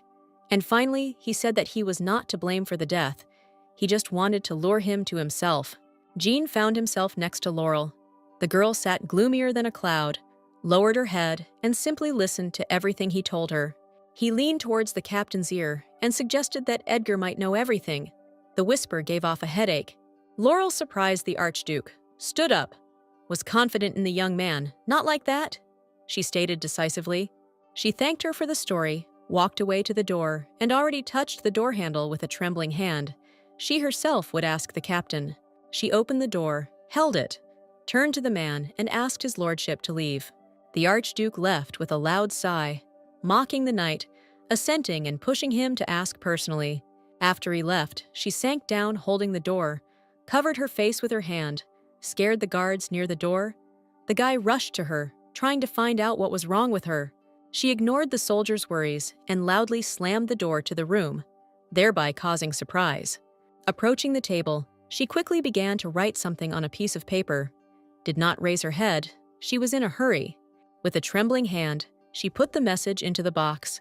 A tear fell on her hand, and the box clinked. The answer was not long in coming. She raised her head. There were large tears in her eyes. Her mouth was wide open. Now a lot would be decided. She was in a hurry. Her hands were shaking. She screamed and the box flew down from the table. Laurel cursed, frightening her fighters with such a reaction. She fell to her knees. Everything was the other way around. It said that, on the contrary, thanks to Edgar, the parents were able to survive. The heroine trained in the gym released all her anger. This helped not only calm down, but also think. I received a letter in which Leah says that out of curiosity she asked her parents, although her father hesitated, but in the end he told her. The beloved just saved him. They were already getting into the carriage when the excited Edgar appeared and announced the replacement of the horse. Then the Chimera rebelled. They were able to repel the attack together, after which the guy told the whole truth. His father notified the Archduke about the meeting, and he already ordered the murder of Laurel's family. Since he knew about Edgar's feelings for her, he could not just sit there. He prevented the death of his loved ones. The message helped them stay alive. I got carried away with the training, so when I heard a sound from the side, I made my lunge and the tip of the sword rested on the captain's throat. The other one, who did not want this truth to become a heavy burden for her, offered the man sparring, and the girl began to attack the guy. The blades met. A ringing sound was heard, and she directed all her anger and resentment at him. Although the Marquise understood that the young man's father was not the initiator, she still tormented her. It tormented her very much, striking blow after blow. The girl had a lot of different thoughts in her head, weighed everything, analyzed it, and at the same time actively worked with the sword so that she threw the man away. The sparring went well. She ran up to Edgar, worried about him, calmed him down, and assured him that everything was fine, but held a broken stick in his hands. I didn't understand what was happening to the girl. I knew and told about the Archduke. I went to look for her, looked in surprise, and waited for an explanation. She closed her eyes, gathered her strength, and in the end decided to share what was tormenting the girl. She asked for forgiveness. She knew that it was difficult to start that investigation, and it was all done only for her sake. She also asked for forgiveness for her reaction. But with all this, she raised her eyes and asked without hiding that his father was involved in the assassination attempt on his parents. What Eddie's role was in this, curiosity took over. He exhaled, closed his eyes. Tears streamed down his cheeks. Everything became clear, even without the man's words. He was very sorry. He found out only recently. Did not hide it from the girl. She hunched over and stared at the guy in confusion. He fell to his knees, without removing his hand from his face, sharing his fears and worries that he would leave him. Continuing to talk and express, he noticed that the heroine stood up and turned away from him. The pain in her eyes lit up and stretched out his hands to her. Laurel listened to him, said a lot of things, but only said that all this could not bring her parents back, and did not turn around. She continued in the same way, without turning around, that she shouldn't see each other anymore. They were breaking up right now. She closed her eyes and began to leave, breaking everything that was between them. Edgar was in pain, jumped up, extended his hands, and shouted the girl's name, all the hopelessness and despair in this name. He ran up, put his hand on his shoulder, prayed that his beloved could listen, asked in a whisper. She turned her face. Tears rolled down her cheeks, unstoppable, and the look she cast at the guy was insane.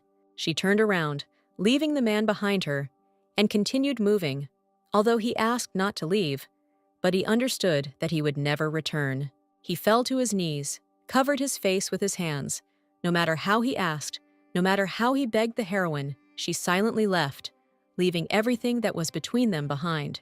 Ignis listened carefully to the crow, and a light smile appeared on her lips from what the animal told.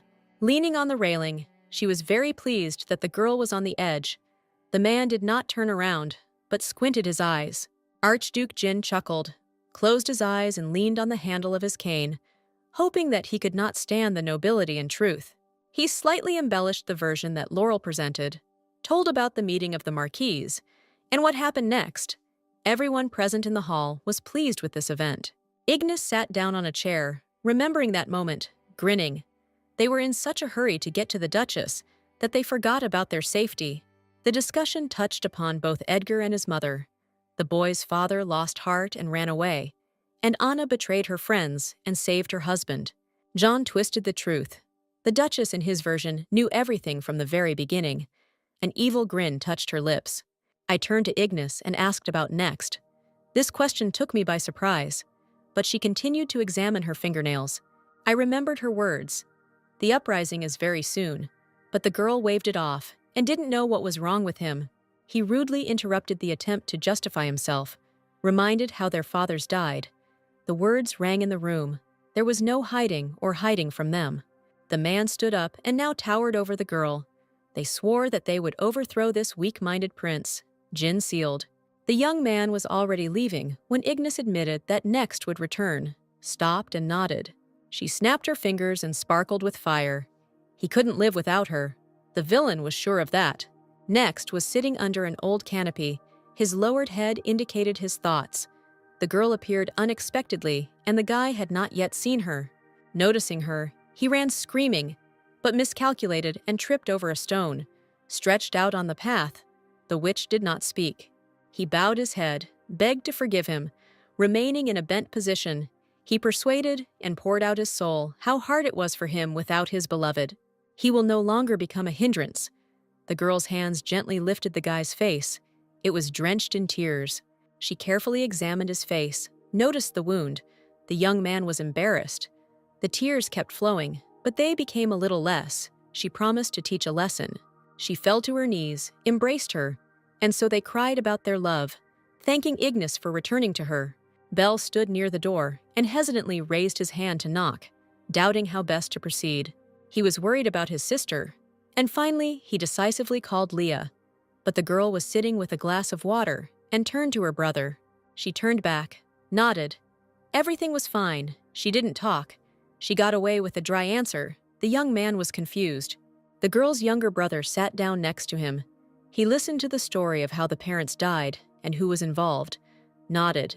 Everything was clear to him. He said sadly, "He didn't even suspect it." The girl smiled. Now they need to think about something else. Laurel reminded her of the uprising ahead. The young magician trembled, lowered his head, and tears rolled down. He didn't understand how hard it was, because Eddie was the only one she could rely on. They did an excellent job when it was necessary, but now if it hurts, let the pain come out, her brother said, and tears flowed down the girl's cheeks. There is no need to hold back anymore. In fact, it is very bitter to realize the separation. The brother and sister hugged each other and gave full vent to their emotions. They cried like never before. Even at the funeral of their parents, they tried to hold on. They felt like they were little again. They remembered that they hadn't been to their parents for a long time. They wanted to go. It was decided right now. They missed them very much. They were not at the grave. Belle was holding a large bouquet of flowers in his hands, and Laurel was smiling at him. Now they will visit them more often. But they stopped abruptly and saw Edgar standing with a bouquet near the grave of the captain's parents. He knelt down on one knee in front of the grave, apologized, and was sincerely sorry. The brother and sister stopped, dumbfounded by this. They were silent and waited for what would happen next, listening to the apologies. He lowered his head, exhaled, whispered an apology again. He had no idea what his father had done. The man was bitter. Eddie lamented, saying it was not all his fault. Only his father was to blame. And even if he had known, he could have prevented the tragedy. Belle looked, squinted at Laurel, noticed that the girl was silent, and began to move. He opened his mouth when he realized that the girl had gone to the captain, pursed her lips, walked decisively. Her face did not express any emotions. Eddie jumped up, noticed that he was not the only one here, turned to the heroine, and the girl stopped, clenching her hands in rage. She stood opposite him, hissed with rage, told the guy, looked at Laurel in surprise. Didn't expect to be here. The brother tried to stop and say something to his sister, but the determination in his gaze and silence indicated that she did not like this whole situation, and the young man's arguments were not heard. He admitted his mistake, behaved recklessly. It was not worth coming to this place to ease his soul. The captain agreed with him. There was no point in coming. She walked past, brushing her shoulder against the man, said goodbye to him again, hoping not to see each other even purely by chance. He screamed when he heard that a man should take care of himself. He shouted the same thing to her. That's all. People who were once close to each other passed by. Edgar was leaving. He had already passed by Belle. His little brother tried to call Laurel. The situation was very unpleasant for everyone present here. Belle was confused. He thought it was too rude to him. He didn't understand what was happening, because there was such love between these two. But the heroine did not listen. She heard, but did not comment. Interrupted the young man and asked to say hello to his parents. He came up and finally told his sister. He didn't understand why they had a quarrel, and asked her a question about love. Tears flowed down her cheeks. She admitted that she loved her, interrupted herself, answered that she loved her. Her confession came as a complete surprise. Belle blushed, lowered his eyes to the flowers. But what happened was that he heard his sister's voice. The blame for the death of his parents lay with her. Captain Edgar, the son of the man who was responsible for the death of his parents, screamed, throwing out all his resentment and pain. These people should not be happy. She fell in front of the grave. Her chest hurt. They all must suffer the same way their family suffered. The brother listened, but could not remain silent. Then she doomed herself to misfortune, he thought. Touched the flowers. Tears flowed down her cheeks. I couldn't say that I knew my parents better than my sister, but I was sure that they didn't want the girl to choose revenge, but her happiness. In fact, it was no one's fault, and Laurel and Eddie became victims. If you analyze the situation, the captain tried to do everything to make her happy. He stood next to the girl, showed hope that she might suddenly change her mind, but she leaned towards the flowers and quietly whispered that she would never be able to forgive. She threw away the bouquet of flowers that Eddie had brought from the grave, stood up, and the wind ruffled her hair, and decided not to love this man anymore. The guys gathered in the hall. One of them was sneezing and snot flowing. He wrapped his arms around himself, trying to warm up. It was a little cool. The atmosphere between the knights was as cool as a northern cyclone. They discussed the seating chart and the list for the upcoming ceremony. Edgar raised his head. He began to notice that the guys were up to something. He narrowed his eyes, having a bad feeling. The delighted boys turned to Laurel. They wanted to offer something, discuss something. They had a lot of persistence. They had a proposal for both the 1st and 2nd battalions to organize joint training, and they were pleased with themselves. She closed her eyes and lowered her head. They already had training planned for next week. Seeing their readiness, the girl can lead her. The guys grabbed each other, looked at the captain in fear. A special activity right now, especially for them. She stood up and clasped her hands. A flame blazed behind the girl. The training was successful. The defeated guys collapsed on the ground. Their strength left them. The color drained from their faces. They didn't understand why this was happening to them. They were exposed. They could die. This training was very intense. Laurel paid attention to the smell. It smelled like very tasty cakes. She picked it up and began to examine the chocolate cake, wondering who forgot. She got up and saw that a path was lined with such cakes. The heroine was surprised at this, but tried to understand. Edgar sniffed, felt that he smelled something sweet, closed his eyes, enjoyed it. The boy tried to assure him that everything was imagining everything to him. Such a smell could seduce, he showed his finger. They noticed that Laurel was already trying this cake. She looked at them angrily. The cakes did not help. The guys howled, turned to the deacon, asked to share wisdom. They had to eat these cakes themselves. The man suggested that when they are alone, they communicate and spend time together. Then reconciliation occurs. Some were indignant because they were minors. The young people were thinking about a third operation, and now Laurel is already listening to how to make the trip comfortable. With her mouth open, the captain stared at the carriage, which was decorated in pink and had horses tied with a ribbon. Without turning to them, the girl answered directly. She knew what these guys were trying to achieve. While they happily sent off the carriage, which they thought they would like, they didn't guess one thing. I just didn't understand why they needed all this. The memories were transferred to the moment when they were riding in a cramped cabin with Eddie. The guy whispered. They were only starting to make the captain angry. They knew what he would ask. When discussing the plan, it came to mind. Then, one of the soldiers admitted that the girl understood everything correctly. They wanted to organize a meeting with the captain of the 1st Battalion. Ape began to tell Laurel that even such bunglers as they were able to notice the withdrawal of the characters. What to say about the rest? His friend tried to stop him, but it was too late. They noticed the exhausted appearance of the knight. They offered to try to talk with Edgar, They wanted the best. The more the girl listened to the man's speech, the lower her head sank. It was clear that she missed the captain very much. She asked them to come back, then touched the carriage door, smiled, and thanked them for their concern. The faces of the young men changed. They were able to cope with this, and were now very pleased with themselves. She smiled. After all, her boys were so cute. The carriage took them away. The girl thought that they were right, and she needed to talk to the captain. In this carriage, the heroine lowered her head, wondering where to start her conversation. She had a lot of questions and wanted to ask everything. She touched the glass with her palm. First, you need to sort out all the misunderstandings. Then you can think about whether to forgive. You can't forgive a man. I didn't know what to do. I despised myself for it. The carriage stopped. The door opened. The surprise on the guy's face was not feigned. And while the girl was tormented by thoughts, about love or not, the young man climbed into the carriage, his eyes betraying sadness. The captain looked at the girl in the carriage in surprise when she asked a question about time. How long had she known about her father?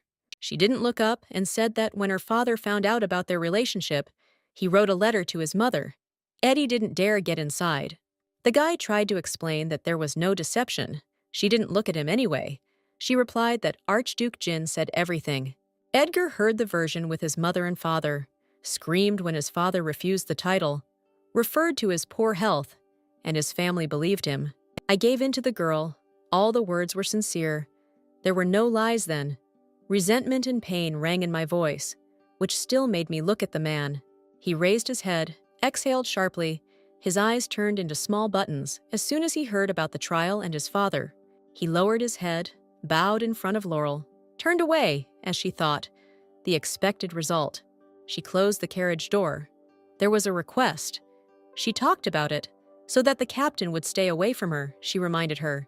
She is so tired. She understands and knows perfectly well that she must keep her distance, but she can't.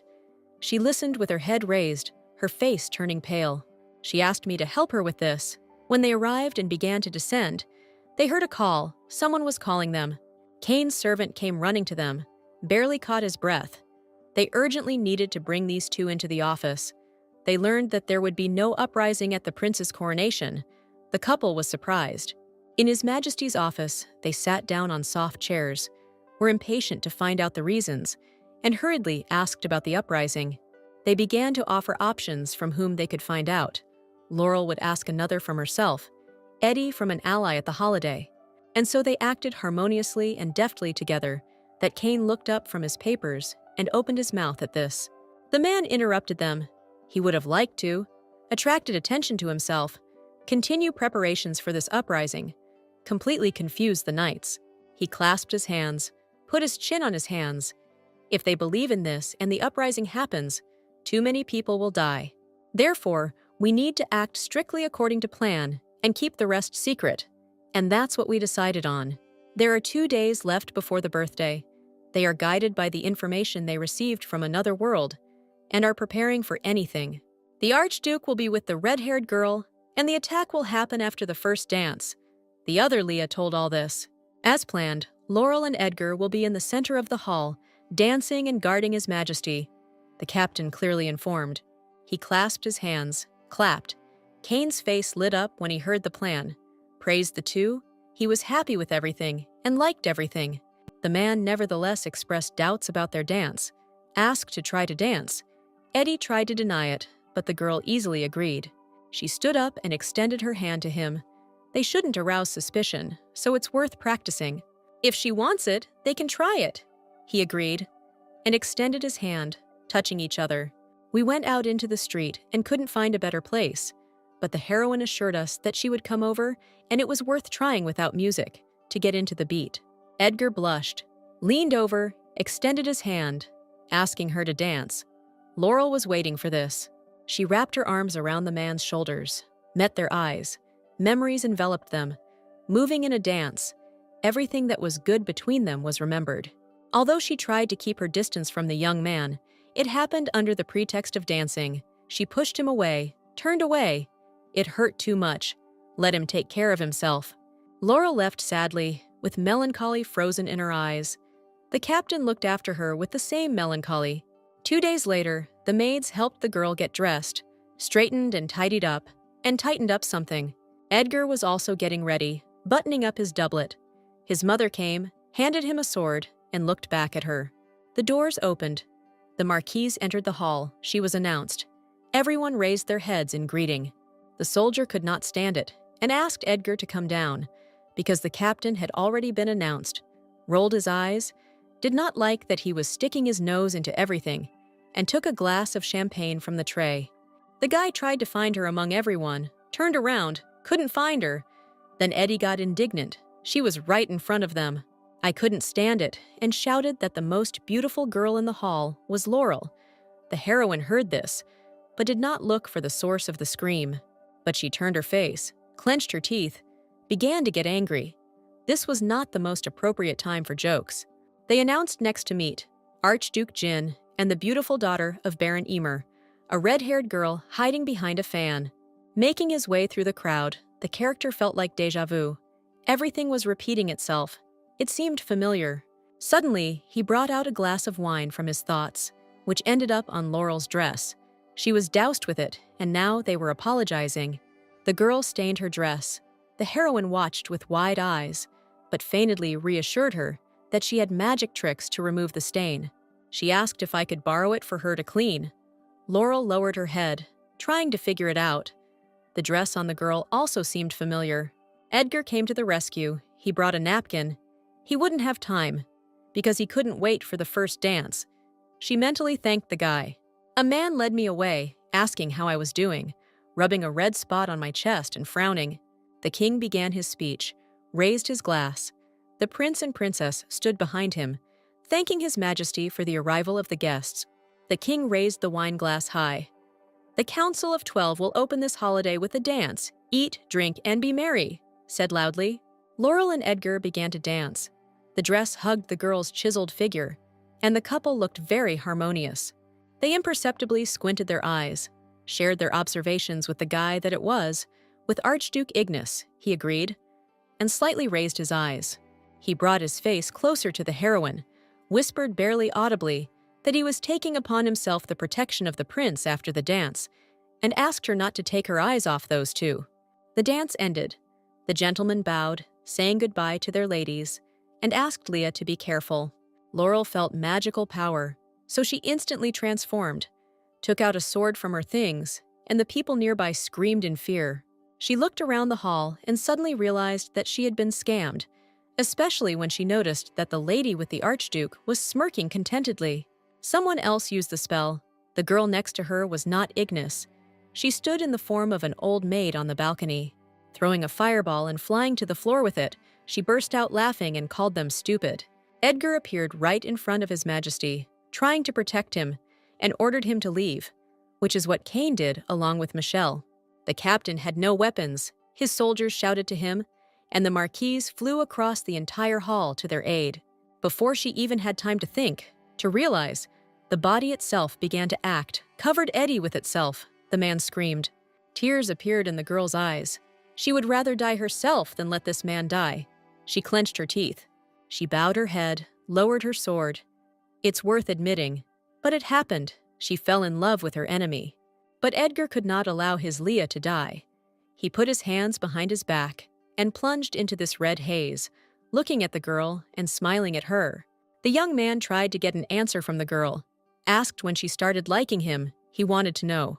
She closed her eyes and philosophically noted that sometimes love comes with a person into life.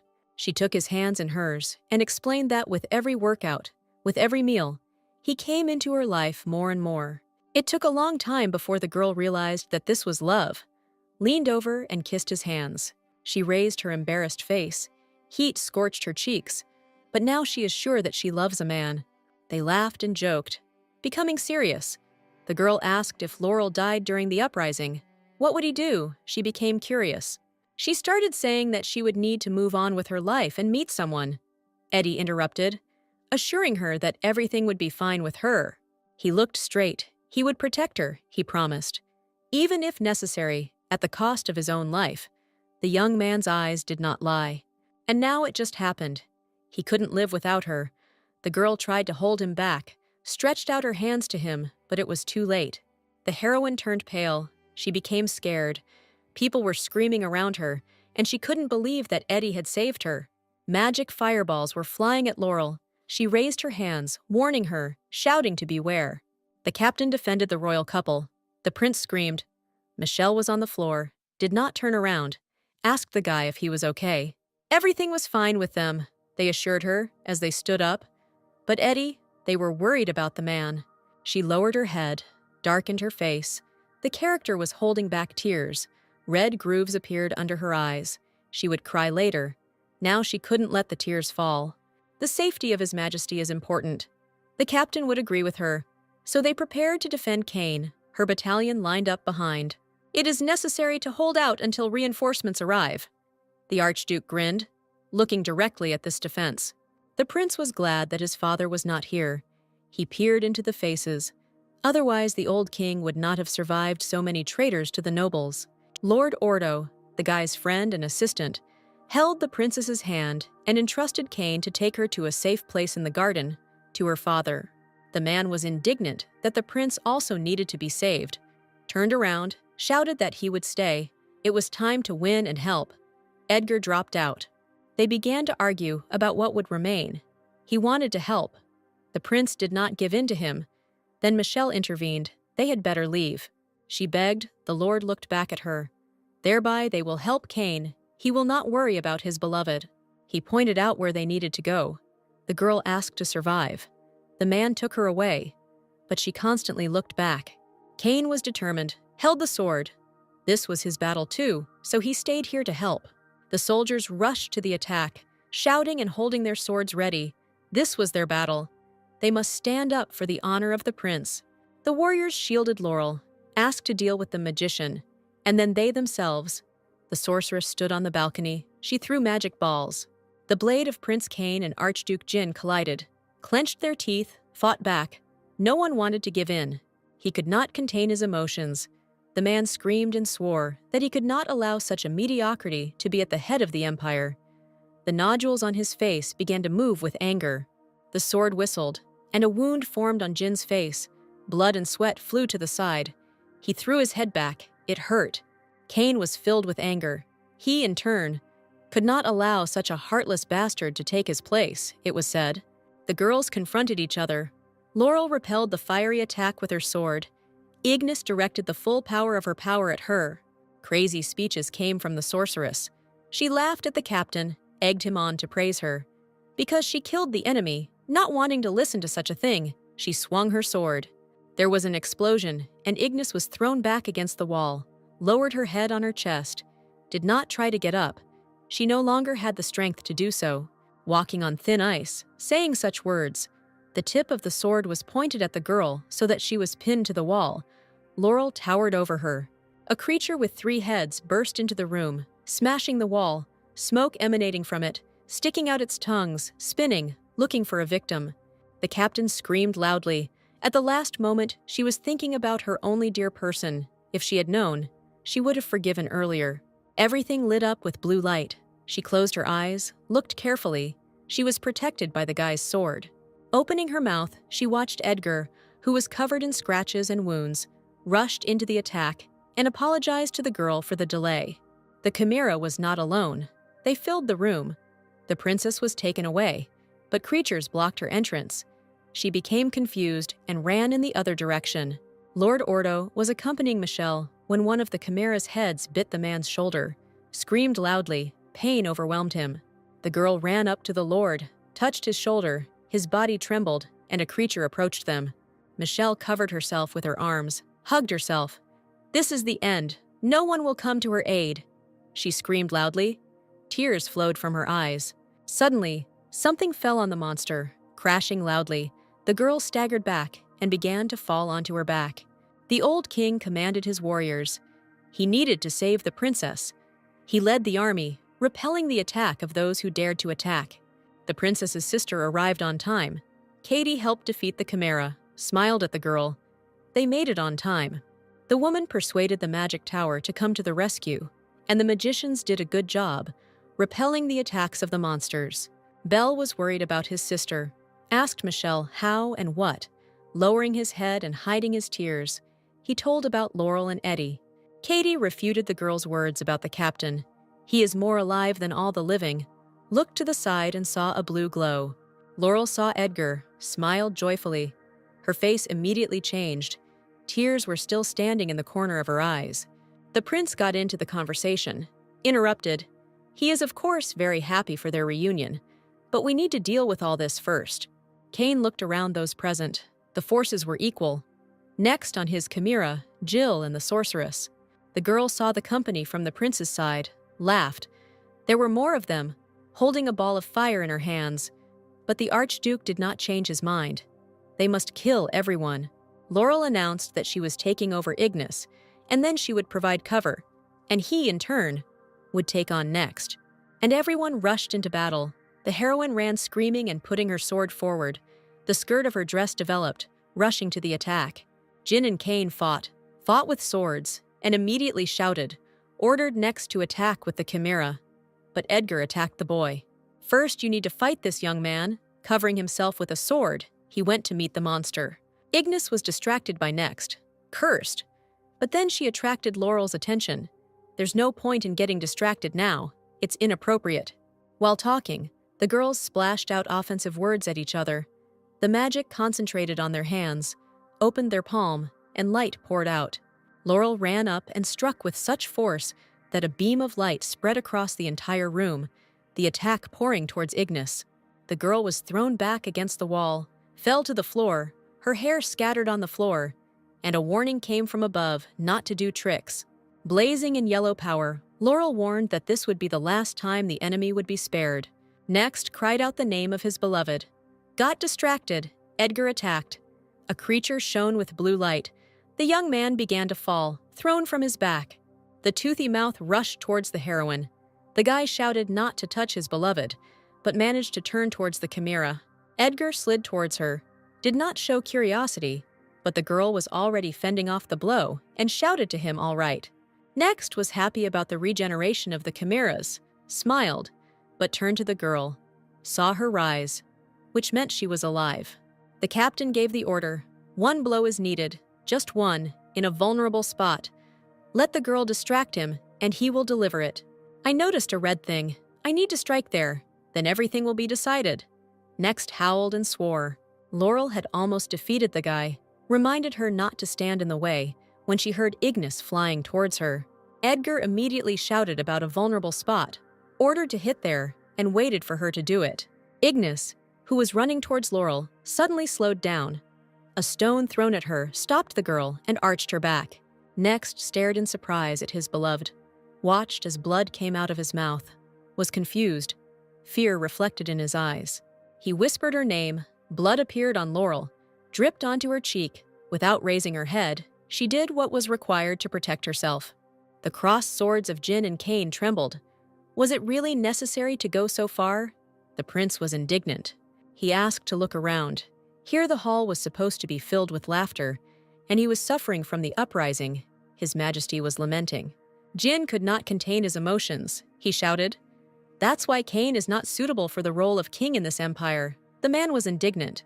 The Archduke screamed, was terribly angry, raised his sword, and was about to hit Kane. A blush colored his cheeks. These people were not ready to sacrifice themselves.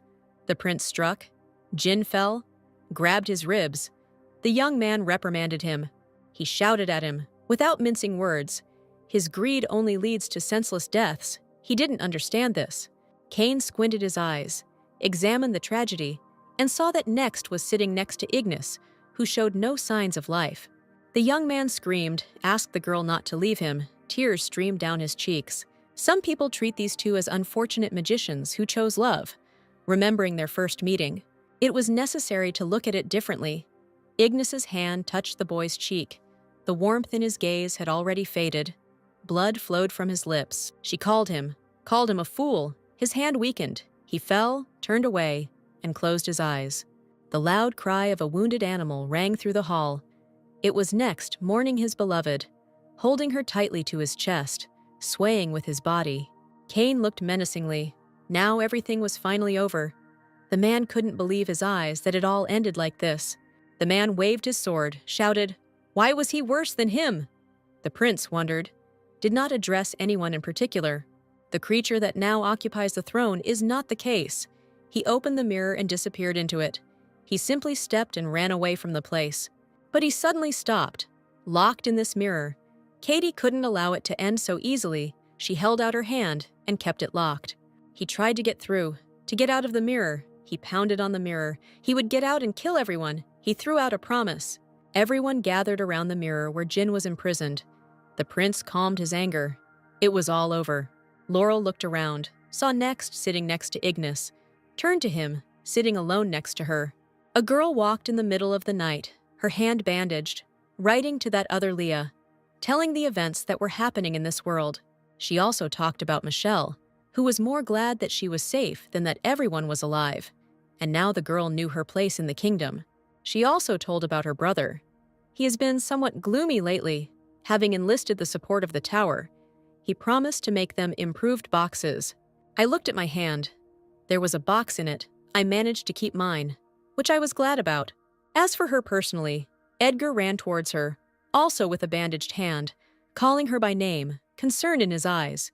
But noticing her gaze on him, he waved his hand. Not that she thought. He didn't hurt himself for her sake. It was a misunderstanding. She didn't look at the guy. Tears streamed down her cheeks. Because he almost died. Eddie made excuses. He happened to have Bella's trinket. He began to apologize to her, asked her several times about the apology, nodded, agreeing. Then she forgives, stared at Laurel in shock. She touched his face. Sure. All the apologies were accepted. Everything in general. She understood one thing, that she loved this man. Hearing the captain's confession, he hugged him tightly, squeezed him almost to a crunch, couldn't believe his happiness. A smile froze on his lips. Anna and Laurel met at the table, closed her eyes. The woman offered a sincere apology. Eddie's father, the former duke, lowered his head.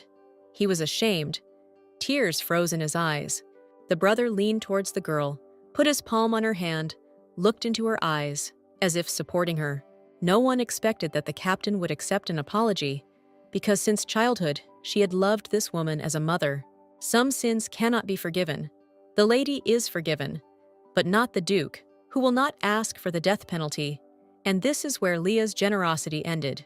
This time, the heroine came to her parents' grave alone, to speak out and ask for forgiveness for everything. She could not save them. She is to blame for the death. Because that other Leah ran out and prevented the death of the prince. This did not happen here. Tears made it difficult to see clearly.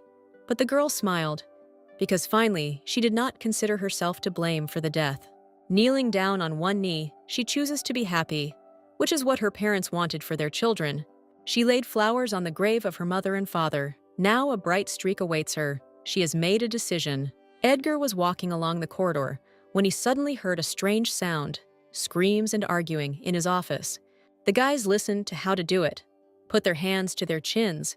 They tried to remember so that it would be easier later. The enraged captain opened the doors and ran in. He shouted at his subordinates that this was not the first time he asked to stop all this. Laurel stood embarrassed with a bouquet of flowers in her hands, her soldiers arguing tastelessly with her. She lowered her head. A light blush stained her cheeks, tried not to look in the direction of the young man. Her thoughts were not in the right place. Snatching the bouquet from her hands, Eddie came too close, leaned over, agreed to everything, every suggestion she made. The answer was yes. She showed her finger, laughed, because she didn't know what the captain would offer him, and looked devotedly into his eyes. Standing with a bouquet, he opened his mouth and saw Leah getting down on one knee in front of him. His beloved had finally made up her mind. The ring in the box sparkled. As soon as I opened it, there was no turning back. The proposal arrived. The guys of the 1st and 2nd battalions were sitting in papers, trying to figure out things, remember everything they needed. Lloyd had only recently taken on the role of Duke, but he had already received a huge number of offers, so he was more busy with dates than status. Katie opened a magic school. The prince and princess volunteered there, helping the kids become stronger and happier. Belle pointed to the Chimera and Nexta and Ignis. According to the law, they should have been tried, or rather, Nexta alone. While the guys were dealing with the dead and wounded, They missed the moment when Laurel approached the man and shouted to her. The death penalty awaited him. He wouldn't even have time to bury his beloved. Tears rolled from his eyes. He clenched his teeth and listened to the captain's voice. But the girl admitted that she was too tired. If she decided to run away, she wouldn't be able to catch up. Leah's generosity deserves approval. Nex took advantage of the veiled offer and disappeared. Not alone, but with the Chimera and Ignis. The raven sat on the hand of a contented young man. A straw hat hung on the back of his head and announced a good day to his love. Under a tall oak tree, there was a grave, cleaned with extreme care. Next to a rocking chair, Ignis was buried. The other Edgar leaned towards his wife. He saw that he was reading a letter from another Laurel. He showed curiosity. The woman turned to him, covered her belly with special warmth. A baby will be born soon, and smiled. They discussed Brother Bell. He went on an unexpected journey from the Magic Tower, but also suddenly decided to return. Nana, Belfort's friend, tried to calm the young man's hysteria and urged him to get ready, because he was already an adult. When the young man turned to the girl, their eyes met. There could have been love here, but it was just a search for napkins. These two felt awkward. He tried to pull his hand away, asked to let go. Nana screamed in a whisper that she was not holding him, and Happy Laurel and Edgar did not notice any awkward details between the guests at all. They were absorbed in each other. Today, the happy girl was a bride. They looked with love in their eyes. Their life will be long and beautiful. Having kissed the heroine, she became his wife. Under the bright sunshine,